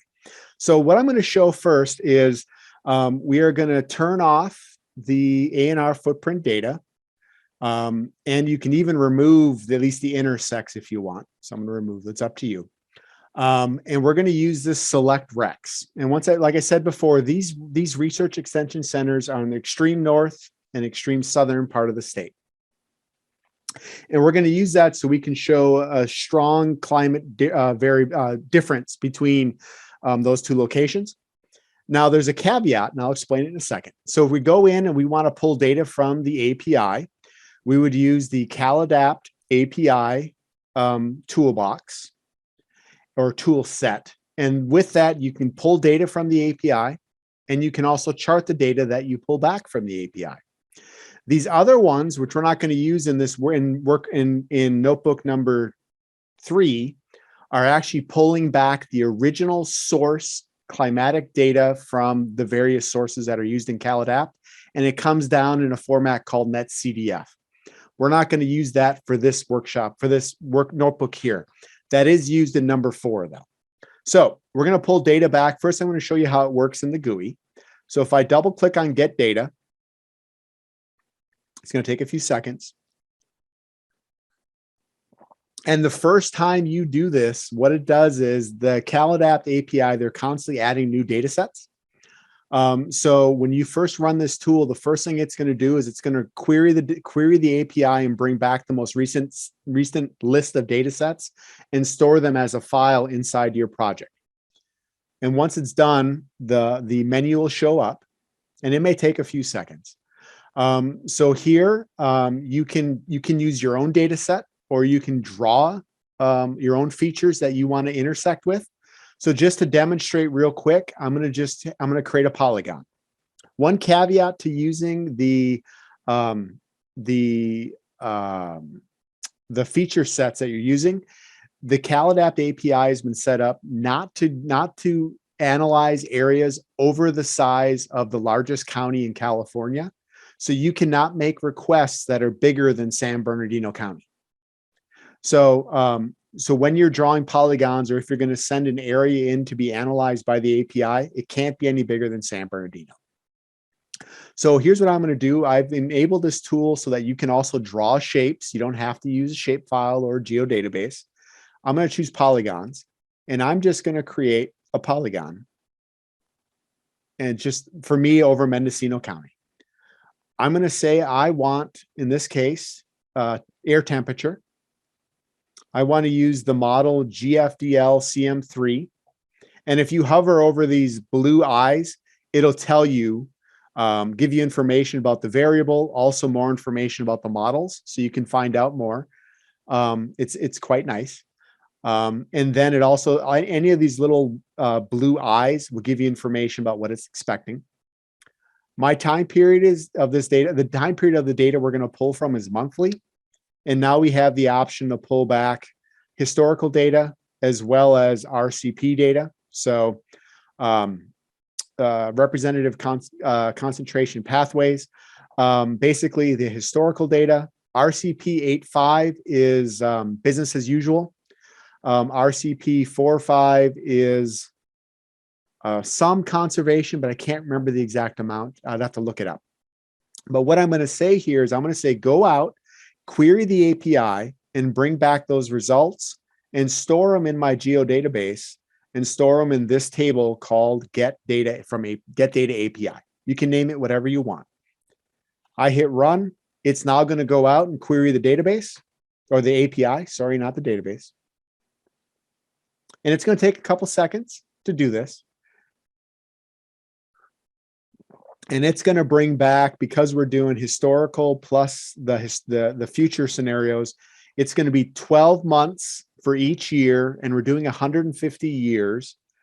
And and it's 150 years plus some of those are almost 100 years, so almost 250 months or 250 years worth of monthly data. So it's successfully brought the data back. And now if I look at this, what we're going to see is you have every month and the year, the variable, in this case, air temperature, the GCM, global climate model, what scenario, so historical, RCP 85, RCP 45, what type it is, it's monthly, what stat I asked it to bring back, and it could have brought back max, mean, median, min, sum, whatever I asked. And then in this case, I have another variable, which is concatenation of those things, so I know what it is. And then also the value and what unit. This all gets brought back from the API. And that's for this one little polygon up here in Northern California. So now I've brought the data back. I can also go in and let's just chart those results real quick, create a chart. So the table, I'm going to use get data API. The date field, I'm going to choose the date field. The category field, I'm going to use climate description. It may not be the best one to use for right now, but it'll work. Actually, I'll take that back. I'm going to go let's do scenario, and the value field is going to be value. If I run that, it's going to add a chart to my table of contents. And if I open the chart, you have a ton of information. One thing I've noticed, we had one of my colleagues when testing this just this week, the chart sometimes doesn't show up. If that's the case, right click on the table and just create a generic chart. Just choose one of the options. And all of a sudden this will show up. The GUI doesn't always update, and that's an ArcGIS thing, not a Python thing. So here we have the chart. This has a lot of information. It's somewhat hard to read, so I like to do an aggregation. So I'm going to say maximum, take the maximum value. And in this case, it's doing it for every 4 years. And you can change that by clicking on the calendar, and you can make it any number you want. In my case, I'm going to say 10 years. It does hide some of the detail, but you can see what's going to happen in that polygon over the next 100 years. And we pulled that down from CalAdapt. It's nice to be able to draw your own polygon. I mean, that works, but you may want to do existing polygons, right? So let's do that exact same thing again, but this time we're going to do it with, we're going to do the same thing, but this time we are going to do it using the rec layer, this one that has the desert rec versus Intermountain. And the one thing, the way that the CalAdapt API handles geometry, if I was to throw in this layer with these two recs and research extension centers in it, it would create an envelope that would contain both those points. And it would be way bigger than the API is going to allow you to do. Plus, it wouldn't be very helpful for you because you'd get the climate range for the whole state. So the way the tool's been built is you can tell it to treat the individual features in that data set as their own piece.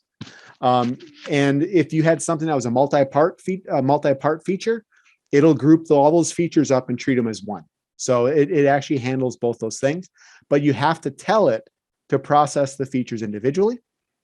And then you choose the field you want to use that's going to categorize the data. And then you can do the exact same thing. So I'm going to say T-air again. I'm going to say GFDL. I'm going to say period of month. And I'm going to choose all three. And I'm going to run that. It's going to take a few more seconds because now it's going to do everything we just did, but twice for each one of those places.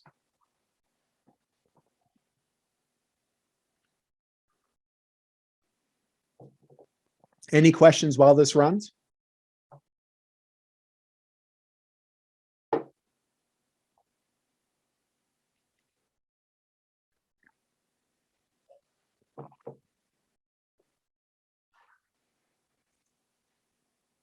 Okay, so that wasn't too bad. So before I guess I just overwrote it. We had about 600 records. No, we had more than that. So we had like 2,000 records. But now we have twice that, and we have Desert Rec, Research Extension Center, and we have Intermountain Rec. And if I want to go in and plot those, I can plot those again.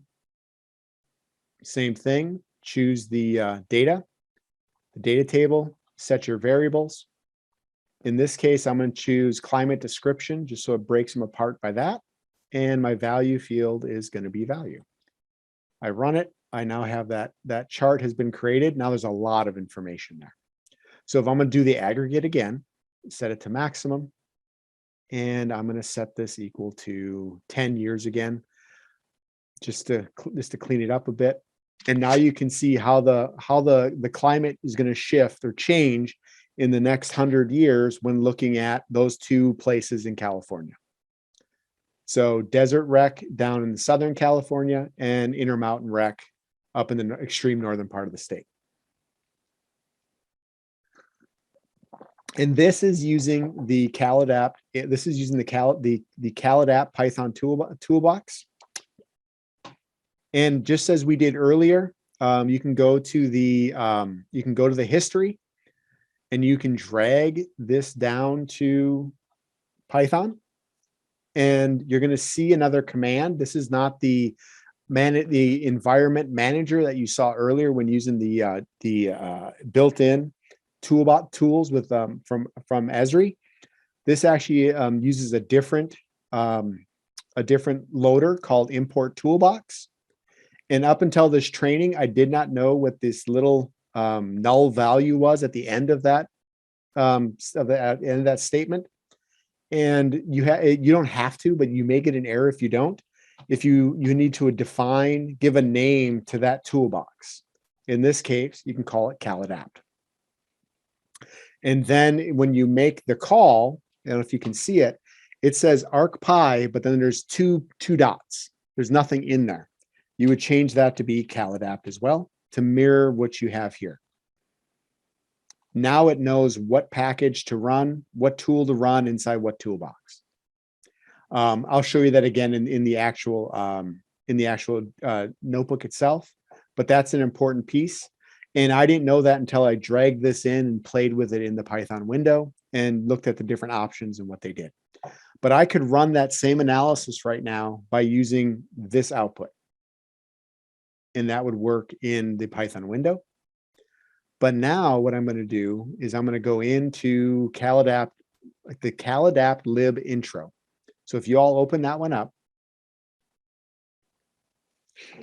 I just did this first step where I used the selected recs. I chose these exact same options. I then ran the tool and I charted the data. I think in this case, I told it to give me the max. So if I went back here, I think I actually showed it instead of by climate description. I think I just said, give me the name. And that's how I ended up with just single lines instead of having both. So now if you want to do that same steps that I just did, but you want to do that using Python and using the Jupyter Notebook, what you would do is, once again, you would import your libraries. So in this case, you're seeing several different libraries you didn't see before. In import OS means import the operating system library, which allows you to actually work with the operating system and delete and manage folders, query folders, and things like that. I believe this is going to be used to find a path, to find a path and set a path to the packages. And then you see this thing called glob. I don't know what glob stands for. I wish I did, but I don't. And that's used to recursively move through the file structure to find different things. In this case, I'm using it to find the location of the CalAdapt Python toolbox. And then I also use it, I believe, to find the location of in the fourth Jupyter notebook, the notebook, it helps find a heat units module that I wrote, and that comes along with the package. So in this case, once again, I'm telling it to use the credentials from ArcGIS Pro, use the current package and find its path. And that's what this is right here. This is the home folder. and I'm saying search all the subdirectories for this file. It finds it, it stores it as a variable, and then uses it in that same function that you saw down here, the ArcPy import toolbox. And I'm telling it to call that toolbox caladapt. Then I'm also going in, because it now knows the path to it, I'm also telling it to use the caladapt library, and I'm importing it as cal. And then down below, I'm telling it to use the geometry. This is a variable, and I'm telling it to look for the selected recs, which is inside the default geodatabase, which came with the Python package that you downloaded. And then I'm making that call to the API, and I'm saying, use the geometry. I want to do multiple features, treat features independently, true. The name field to use for that is name. I want the air temperature. Here's the global climate model. Here's the month. And then this would be historical, RCP 4.5 true, RCP 8.5 true, and so forth. And then it just goes down, mean, and then what I want it to be outputted as. One reason that you would do this, especially in Python, is if there's a issue with the Python toolbox and the tools in general in ArcGIS. If I ran this tool and wanted to get multiple climate models in one database, every time you run the tool, even though I tell it not to blank the database out, the table out, it clears the table no matter what. So you can never get more than one climate model in the file geodatabase table by using the toolbox itself and the GUI for it. But if you do it in Python, you can stack as many different variables and climate models and everything into it. It never wipes it out. So there's a definite advantage to using this method. But here I'm going to go in and I'm going to run this. And don't worry about the warning. The warnings are fine. If it's just a warning, it's all right. I'm not even sure what this this issue with the SSL socket is. I think it has to do with the server up at Berkeley, and my server and their server talking to each other. So, but it should work fine. I have not had an error because of those warnings. So it just ran, it did the exact same thing as before. And now here I'm going to run that same script. Now I'm running the toolbox again. I'm going to say, so here's the ArcPy, here's caladapt that I gave the name of the tool to. And I'm saying run create chart. And this is what it's going to do for me. So I'm going to use the table, get data API single that I defined above, right here. I'm going to, the date field is going to be date time. The different feature or the different feature name is defined by the name, and then the value is value. And if I run this, it'll actually create the table that you expected to see that we were able to show from the GUI before. So here's desert, here's Intermountain. And once again, I could change the properties. And there's 2 years using name. So just like before.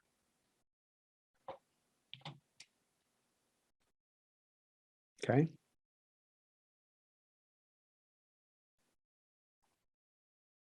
Close those down. Yeah, so now we've been able to query it just like we did with the API, with the GUI, but now just with the Python Jupyter Notebook. And now what we're going to do is we're going to tweak this a little bit and do something slightly different. So I mentioned here that you could run the GUI twice to do it. I mean, you could run the script twice to do it, or we could actually go in and actually do the analysis and actually just loop it to do it. So we're going to do that now. The caladapt helper library has custom functions built into it that the Python toolbox uses, and we can actually tap into those and use those tools to do our own things. But before we do that, I wanted to show you one additional piece, And this is something I did not know about until just yesterday. If you type out the command you want to run and you follow it by a question mark, it'll actually tell you what you need to do, how you use that piece of that tool. So here it says ArcPy CalAdapt create chart has 4 inputs: the out table, the date field, the cat field, the value field. It tells you their orders. It also describes what they are, so you can actually get information about the tool before you run it. And that's just by using the question mark at the end. I did not know about this till yesterday, and it really makes working in this Jupyter Notebook a lot easier.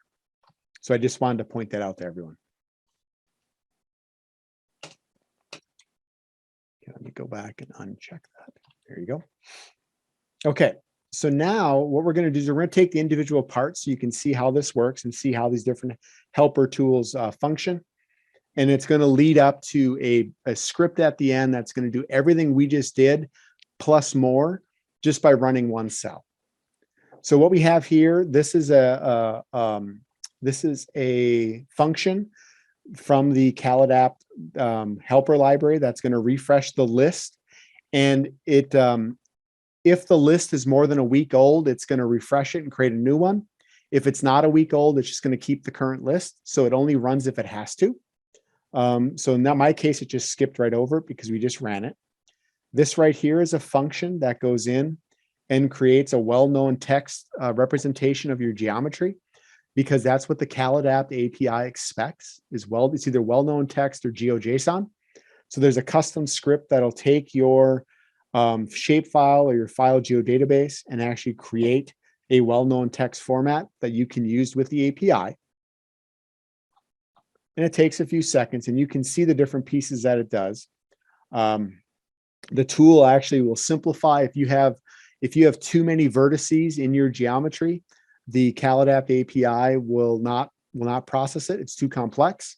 So I've actually have this built so it simplifies your polygon before it sends it up. And then it creates that and sends it up to the API. And you can look at the results of that by looking at in this case, these polygons that are in the map in the contents. The same tool works with points, lines, and polygons.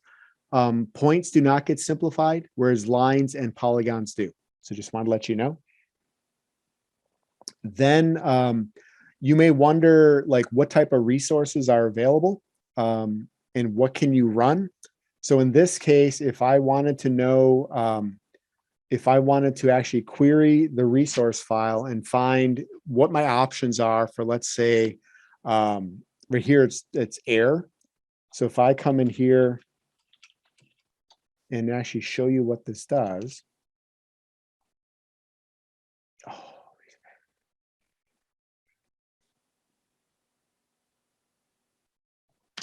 1 second. Oh.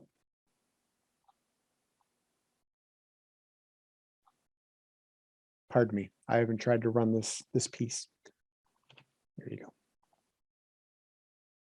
So what this tells me, if I'm looking for just air temperature, there is air temperature monthly data in Miroc historic, as well as in, this is actually looking for Miroc still. It's actually set, it's already got variables set for GCM, period, and scenario. If I was to clear these out, it'll actually give me it's still going to do that. It actually tells me what's available based on those criteria. So if you didn't have all those, if you didn't actually have those things in memory, it would actually, oh, that's why. Duh. Sorry, everyone. That's why. So now it tells you all the different variables and combinations you can get by running that tool. Because you may not know, you don't have that in front of you all the time. You can use this to actually help you narrow that down. But that was uncommented. That was commented out for a reason. And then down here, you can set the statistic you're looking for, and you can return the data. This is exactly what the Toolbox is doing on the back end. It's going to query and bring back the results, and this will take a couple seconds. It's done.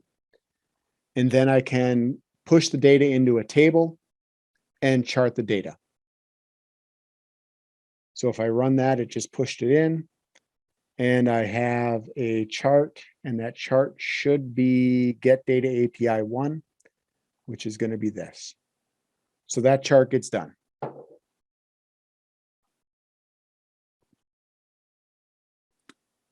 Oh, I didn't get done. Chart oh, sorry. That creates chart parameters. My bad. This creates the chart. Now we have two charts. One will be simplified and one won't. This is the one before we did the aggregate. And once again, you can then go in and generate the aggregate and do what you have to do with that chart.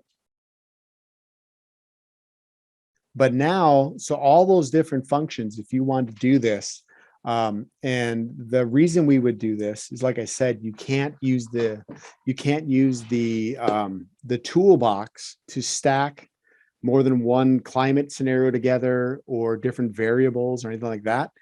So what we're going to do in this situation, and some of these may look familiar to you, we have a list of two different climate scenarios. Global climate models. We also have a list of three different scenarios, so historical, RCP 4.5, RCP 8.5. We could also have a list of variables if we wanted to. And now what we're going to do is we are going to loop over, actually, to be more specific, we're going to create the WKTS format of your geometries, like we did a few steps above.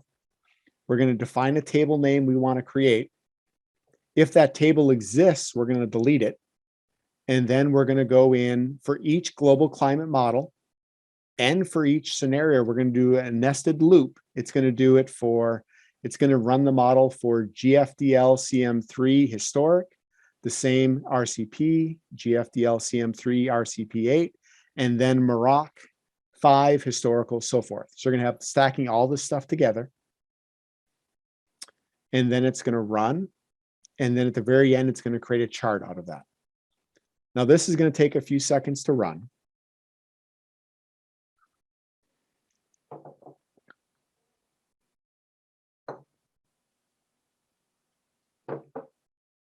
And then when it's done, this is the chart. So the chart's going to have GFDL historic for desert, intermountain. So there's a lot of things going on here. It doesn't make the prettiest chart when you're dealing with this much data with all these different variables. But let's let it run, and then we'll create that at the end.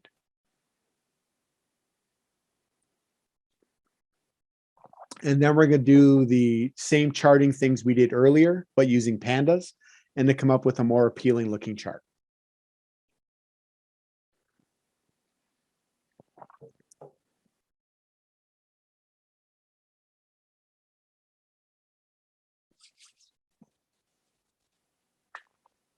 Okay, let's see.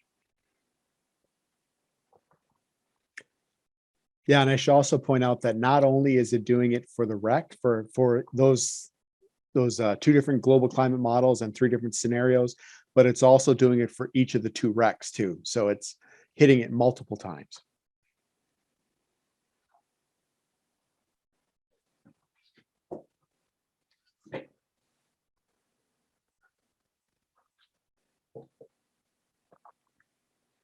And what you'll notice, before, I didn't point this out and I should have earlier, there was an asterisk when that cell is running. That's how you know the cell is currently running. It has finished. And what we now have is we have a data set here called Get Data API Multiple. And if we open that up, instead of having 6,000 records, we're now going to have probably almost 12.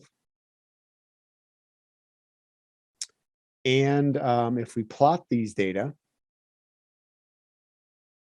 and I'm going to aggregate again because that's unruly. And let's do, I guess we could do scenario. Nope.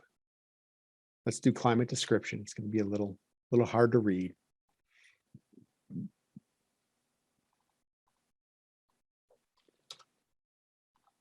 So now you can see all these different models, the different scenarios at the different recs. So extreme northern rec, extreme southern rec, or Research Extension Center, but not the prettiest graph, in my opinion. So now what we're going to do is we are going to make a prettier graph. So we're going to load those data, just as we did before, into a spatial data frame by bringing in, this time it's going to be tabular data, not the feature class itself. Before we dealt with the feature class, which included the shape field. This one, though, we're just going to bring the tabular data over. And that tabular data is going to be saved in the table name, this table name. So get data API multiple, which is the table. I must have defined table somewhere right there. That's we're gonna import that table. Then we're gonna take the value that's stored in the value field, which right now is in degrees C, and we are gonna convert that to Fahrenheit. And we are going to then change the unit field to reflect that we've changed it to Fahrenheit. And then we're gonna sort it, and then we're gonna show the last 5 records. And that's really quite fast. So now you see Intermountain, here's all the different dates, and it's been sorted. And you can see that things are now in Fahrenheit and the units are in Fahrenheit. Right.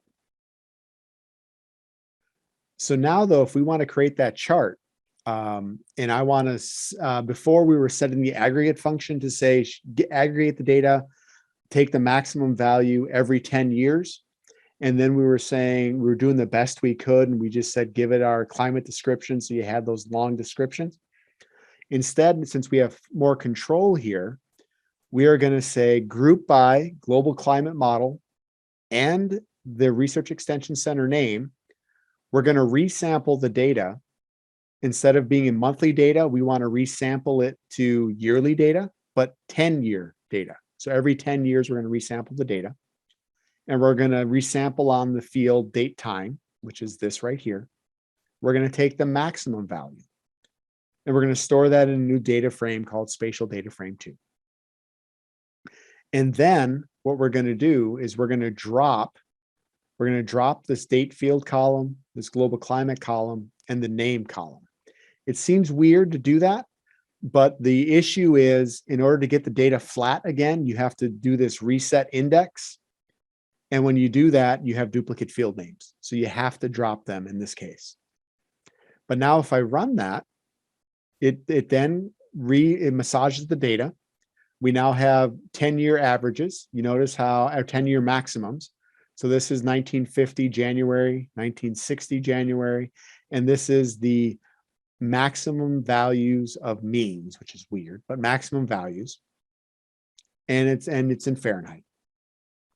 And now if we want to create a plot of that, so we're going to create, and actually in this case, I think I have it doing subplots. No, it's still plots, but they're in matplotlib, you have to plot one set of data and then plot another one over the top of it. So we're going to do that, and we're going to group by GCM and then by name, or we're going to create a plot for each one of those. Here are the titles, the axes, and we want the legend to be off to the right and centered. And if we run that, it's going to be a much more pleasing graph.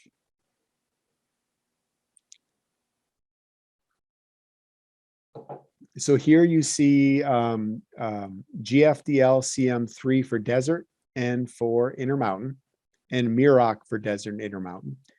And let me look at something up here.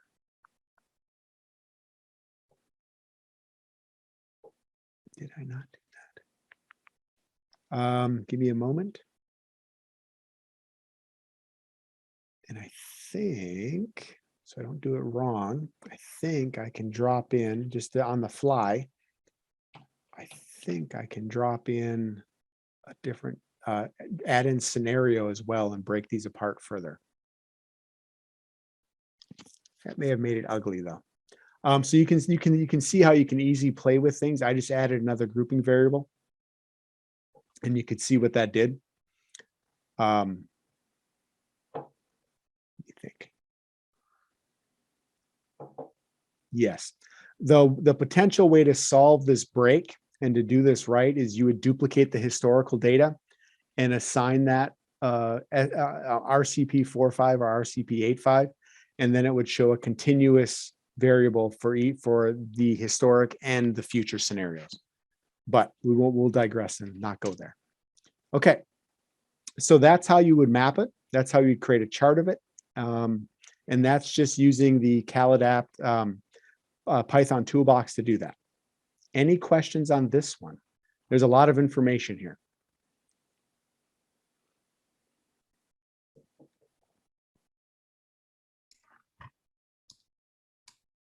Were folks able to recreate what Shane did, or? That's what I'm wondering.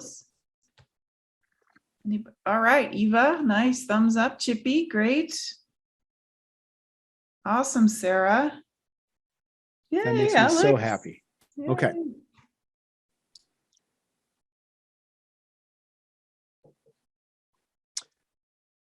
Okay, now we have literally, maybe I shouldn't say later, we have maybe 13 minutes if we want to jam something in. What I'm going to do instead is I'm just going to show you. I wonder if I can do that. Let me at least walk you through what the next one does, but I'm not going to run it. And the reason is it takes about 5 minutes per year to run, and we don't have that much time. So let me just show you what it does, and I can walk you through it. And I could even maybe modify it so it only gives us 1 year. So what this one does is it's going to go in using the API, and I'll show you how what the API does. So in this case, before we actually queried the API, sent in a geometry and said, bring back these values for this model, for this scenario, for this time span, and it would go in and do that. Now, in this case, we're not going to do that. What the tool allows you to do instead is just say, give us the source data. And it's going to give you it's going to bring back something called NetCDF dataset. It's a multidimensional data set that has, in a lot of these situations, 365 years worth of raster data that covers 365 days, that covers all of California, including parts of Oregon, Nevada, and anything that would fit within that bounding box for California. And it brings it back as a NetCDF file. And what this toolbox does is it allows you an easy way to go in and pull that data back to your computer. And then this notebook goes in and actually analyzes that data.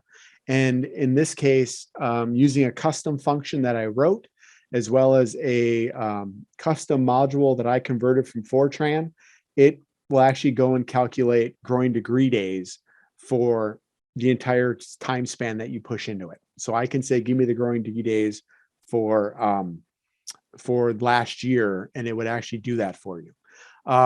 It actually works really well, but it takes time. But let me show you at least how the tool works. So if you go into the toolbox, and let's say I wanted to bring data back, I could go in and say, I want loca data. And once again, you could find out what loca data is by hovering. In this case, the question mark describes the tool and explains it. And I want to bring back meteorological data. I want to bring back GFDL CM3 again. The scenario, I want to bring back historical data. And I'm going to bring back what is this? Ambient surface temperature maximum? And then time period, because we're dealing with historicals, between 1950 and 2005. And right here, I'm just going to bring back 1 year's worth of data. I'll bring back 2 years. I have a pretty good bandwidth here, so I'll bring back 2 years worth. And I want to store it. I'm just going to say in my project directory. So if I click on folders and then choose the folder name, and that's where the data is going to be saved. If I run it, it'll actually go out and download that data. It's already done it. If I go into this folder now, I have actually 3 years worth of NetCDF data. Each one is 30 megabytes in size, and they each contain 365 days worth of data. And all these other tools, whether it be the Scripps Institute of Oceanography, University of California, They all are different source data sets that you can easily use this tool to download and use on your computer. The advantage to that is you're not stuck doing an analysis to that largest mapping unit of San Bernardino County. You can now do analyses at the entire size of the state. So you can work with that data statewide and create your own custom tools. So this notebook that you see describes what growing degree days are and how they're calculated. It then loads the appropriate libraries. And one library you haven't seen yet is this one called Xarray that does all the heavy lifting with the NetCDF data. And then once again, we're going to load in the Python toolbox that we described earlier. We're also going to find the path to this heat units module that I wrote that does all these different growing degree day calculations. And it loads that in to the notebook as well. And then it'll actually create some folders if you don't have them on your directory already. And then there's some custom functions. And this is really the function that does the growing degree day calculation. And knowing that we may not totally get to it, I've tried to highly comment this piece out, not comment it, but document what each thing is doing so that you can follow what's going on in here. And basically you run all these things into memory. In fact, I'll do that while I'm talking. I'm just going to run in. So I'm going to say cells run all, and it's just going to start doing it. Notice here again, the asterisks. And while this runs, we can talk. So, so what it's going to do is I've told it I want air temperature min, air temperature max. I want it to be stored in this directory. And I want to create growing degree days and store those in this directory. And then I want to use this is my climate model. And here's the scenario I'm interested in. And here's the years I want to do it for. I have done it in the past on the full data set from 1950 to 2101. But if you imagine that every year takes about 5 minutes, multiply 5 by 150, and you can imagine that it's going to take at least a day or more to do that analysis. But it will do it. So here I'm just going to do it for 1950 and 1953. And in this case, I've also got built in that it'll handle water year. So if you all look at this one and delve in and want to figure out exactly what it's doing or use it for your own research, reach out to me and let me know, and I can help you understand the different pieces it's doing. Okay, can this tool be used on any NetCDF data? Yeah, it could be. As long as it has Tmax and Tmin in it, you could use the tool. You may have to change the variable name, the names like TasMin, TasMax. But yeah, it would definitely do it. To answer your question, that was Eva's question. So I define these variables. I then tell it to go and do the exact same thing I did a second ago. I download the data using I'm downloading it with the CalDAP toolbox. I'm downloading local data, meteorological data, and it's just going to do it and save it to my NetCDF folder. In fact, that piece has probably already been done. And now it's applying the function. And this is what takes 5 minutes per. And when it's done, it'll actually plot the data. And it's running right now, and it may finish before we get done here. But it'll actually plot the data, and you can actually query the data and actually see the graphs of what's going on with growing degree days. You can resample it again monthly instead of daily. You can plot that. And then here you can actually create a map view of the data showing growing degree days for the entire state of California. If I would have been thinking, which I was not, I would have had a pre-calculated net notebook all ready to go so I could show you that, but I did not think about that. So, okay. So, in fact, let me look at one thing. I may actually have a pre-calculated one. Give me a moment. Any questions while I'm doing this?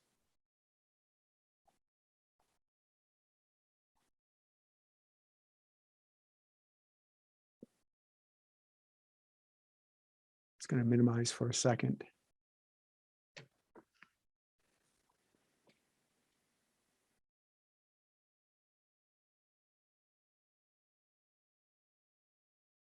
Okay, one moment.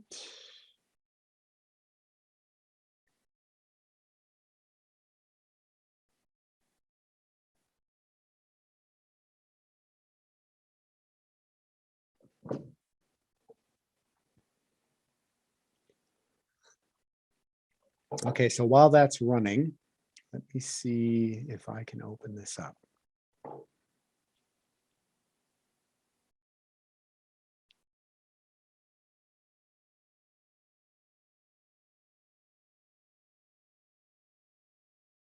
Okay.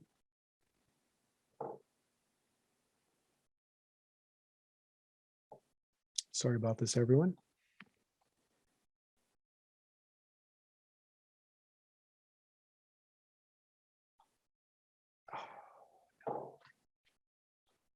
Okay, that one was cleared as well.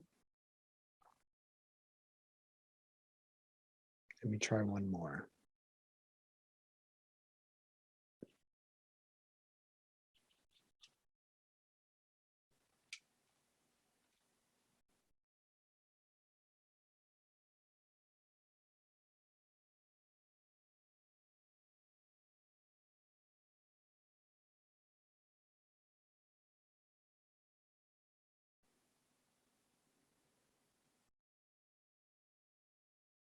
Okay, let me see.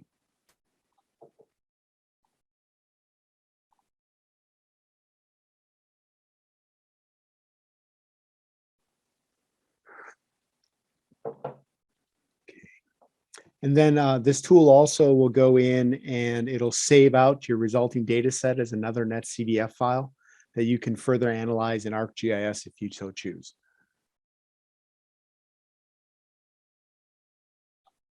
Okay.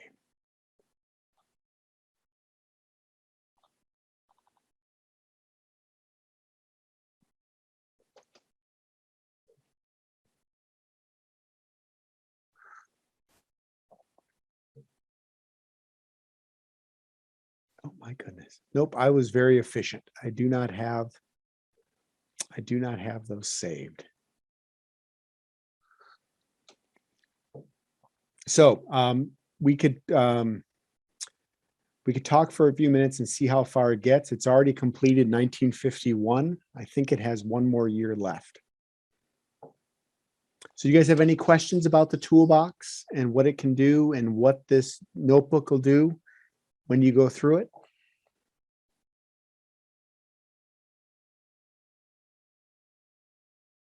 And I'm noticing we have 5 minutes left, and I want to just reiterate, thank you all for coming. And also we'll be sending an email out to y'all regarding a survey to fill out to let us know how we did and how we can improve. Do you guys have anything else?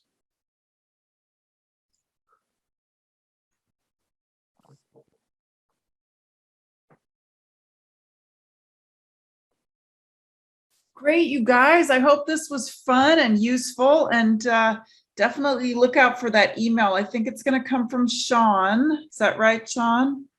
About the eval. The eval, Andy will be sending out the eval Okay. shortly. Along with that will be your presentation.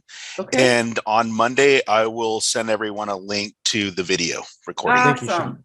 Great. Thank you. And then we'll get that posted on our YouTube channel. Terrific. This has been thrilling. This is the first time we've done this. Thank you, Shane, for leading the charge. Does anyone have anything they want to show or say or before we let you guys all jump off? You've got the notebook now, so you can play around. Notebooks. You do. You can play around with stuff. And truly, if you have questions, we have office hours. If you have Yes. questions about it, please sign up for an office hour. Let me put that in the chat, actually. Yeah, because I would be more than happy to chat with y'all about how it works or what it does and doesn't do and how to modify things. I do see that someone had a question about the growing season and how to modify that or what it can do.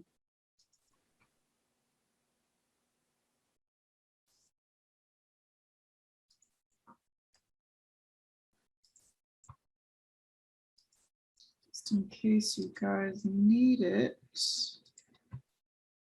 Here are office hours.